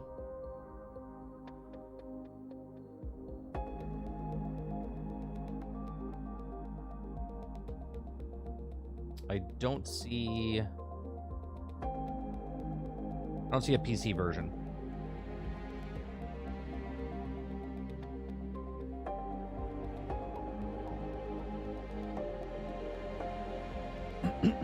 Is that what Game Pass is? A good, solid, good game at a good price? I mean, it all depends on the person that's looking for the games. If you're looking for car games, there's plenty of car games on there.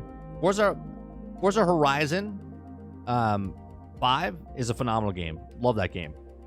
Lots of fun. That game has so much content. Okay, that alone, Ron, is worth $10 a month. Okay, but then there's Elder Scrolls Online, right? Then there's a shit ton of stuff. And then there's also games that have been on there for years that you wouldn't pay for because, you know. I mean, there's plenty of games on here. For someone to say, and I'm not saying anyone's saying this, I'm just saying in general, for someone to say that the $10 a month to play games on Game Pass is ridiculous, like stupid, doesn't understand what's on here, right? Just the Assassin's Creed Odyssey. Yeah, you can go pick it up, used or whatever, okay? But there's so many games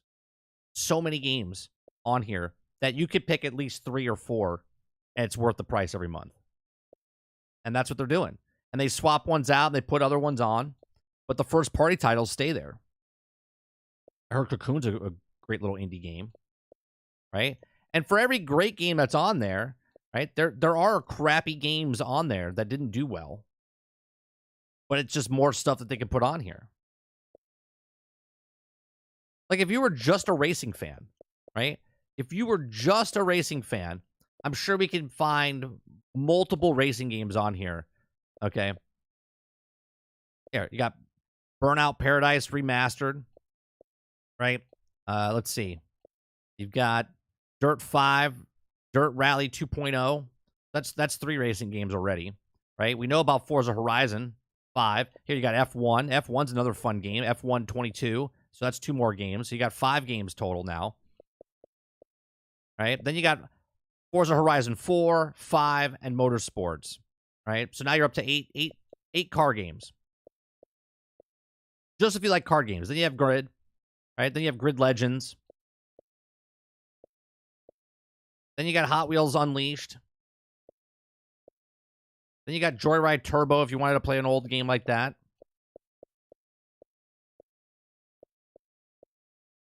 You got Motorsport GP 22, Need for Speed Rivals, Need for Speed Heat, Need for Speed Hot Pursuit Remastered, right? You got 12 games. 13, Payback, NFS Unbound. We're up to 15 games. 15 racing games. So if you're a person that paid $10 and you just wanted to play racing games, you have more racing games that you know what to do with the entire year.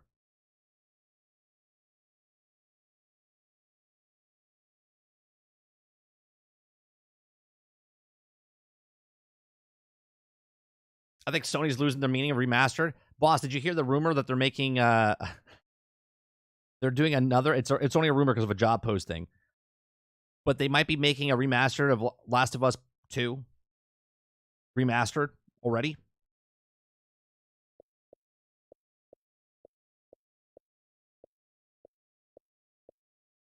Oh, Wreckfest. Wreckfest is another one, right? So we're up to 16.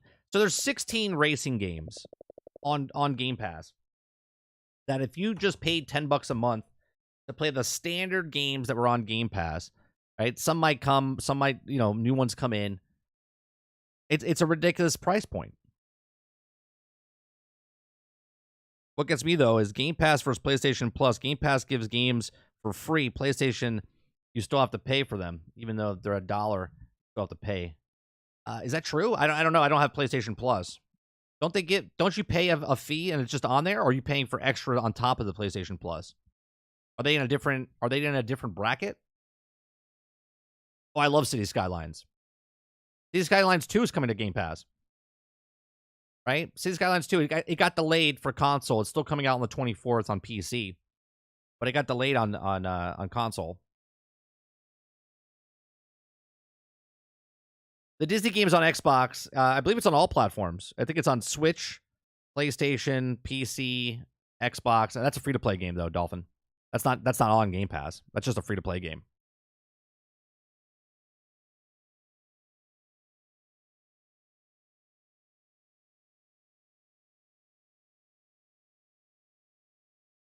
Yeah, it's across the board.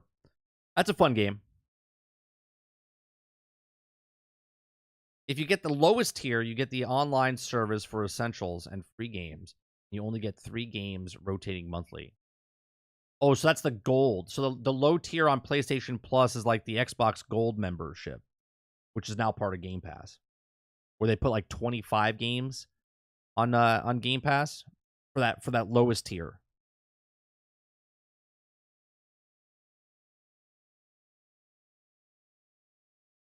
I don't know. I feel like if people, you look on the internet and people are like, oh, this game's worse than Gran Turismo, or Gran Turismo is worse than Forza, and it's just like, if you're a PlayStation guy, why do you care what Xbox gets? If you're an Xbox guy, why do you care what PlayStation gets? Now, if you're not one of those guys and you're just a person that owns all the consoles, who gives a shit? You're just going to get the game that you want the most and put it on the console that you want to play. So if you're a Gran Turismo fan, then you're going to get it for your PlayStation.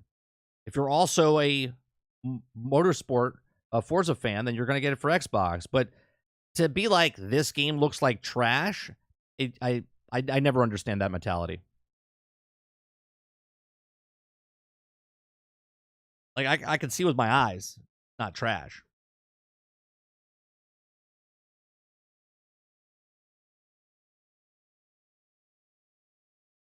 But you also have to pay much more for the higher tiers for much older games like PS Now or cloud gaming. You just must keep a sub active and play the games because you don't own them. I mean, well, PlayStation's not going in for that clientele yet. They're pushing for first party titles, full price games, and they're providing a service. People that want to get that, which has proven to be the fact that more people want to pay full price for their first party title games than they do want to pay for Game Pass. Those are facts.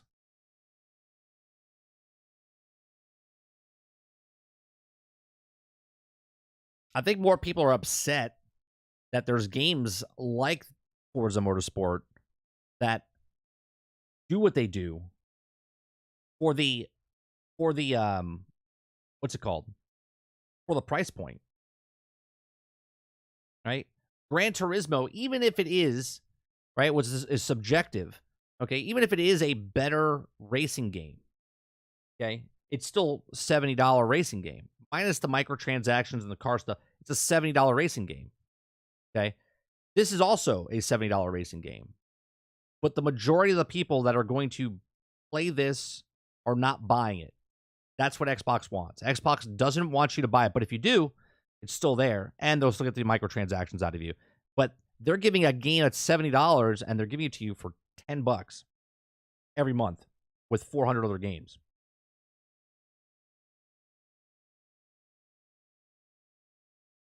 And I feel like that's the way it is, right? Because it's that if I got if I got this controller for $40 where you paid $80, you'd be like, what the hell? Why did you get it for cheaper? Be like, because I didn't buy it right away, or I, got it on sale, or it was at a store.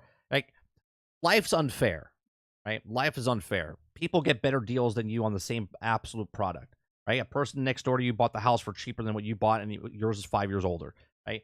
Stuff like that, right? That's what happens. And I feel like that's the remorse of people are like, well, that's worse. It's just garbage because you didn't pay for it, type of thing.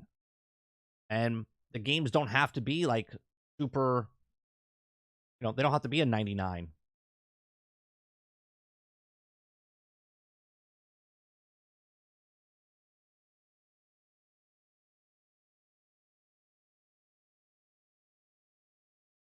Is Gran Turismo 7 the last one that came out?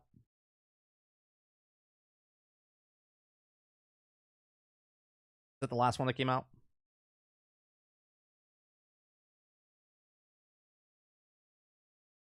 Yeah. Okay, so Gran Turismo 7 that came out last year. Okay. Metacritic score on PlayStation is an 87. Okay. What we just played, Metacritic score says 85. So 2 points. Not that it fucking matters. Okay. 2 points. They're both in the high 80s, mid to high 80s. And they're both good racing games.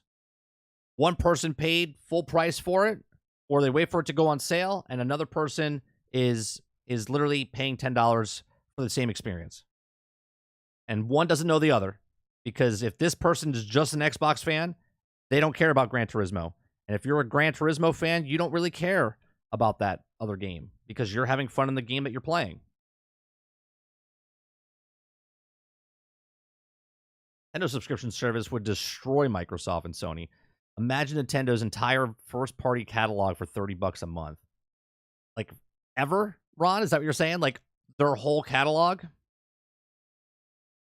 I don't think Nintendo's going to do it. I mean, they're slowly doing it by where you can play the older games and whatnot. I don't think they want to go that route.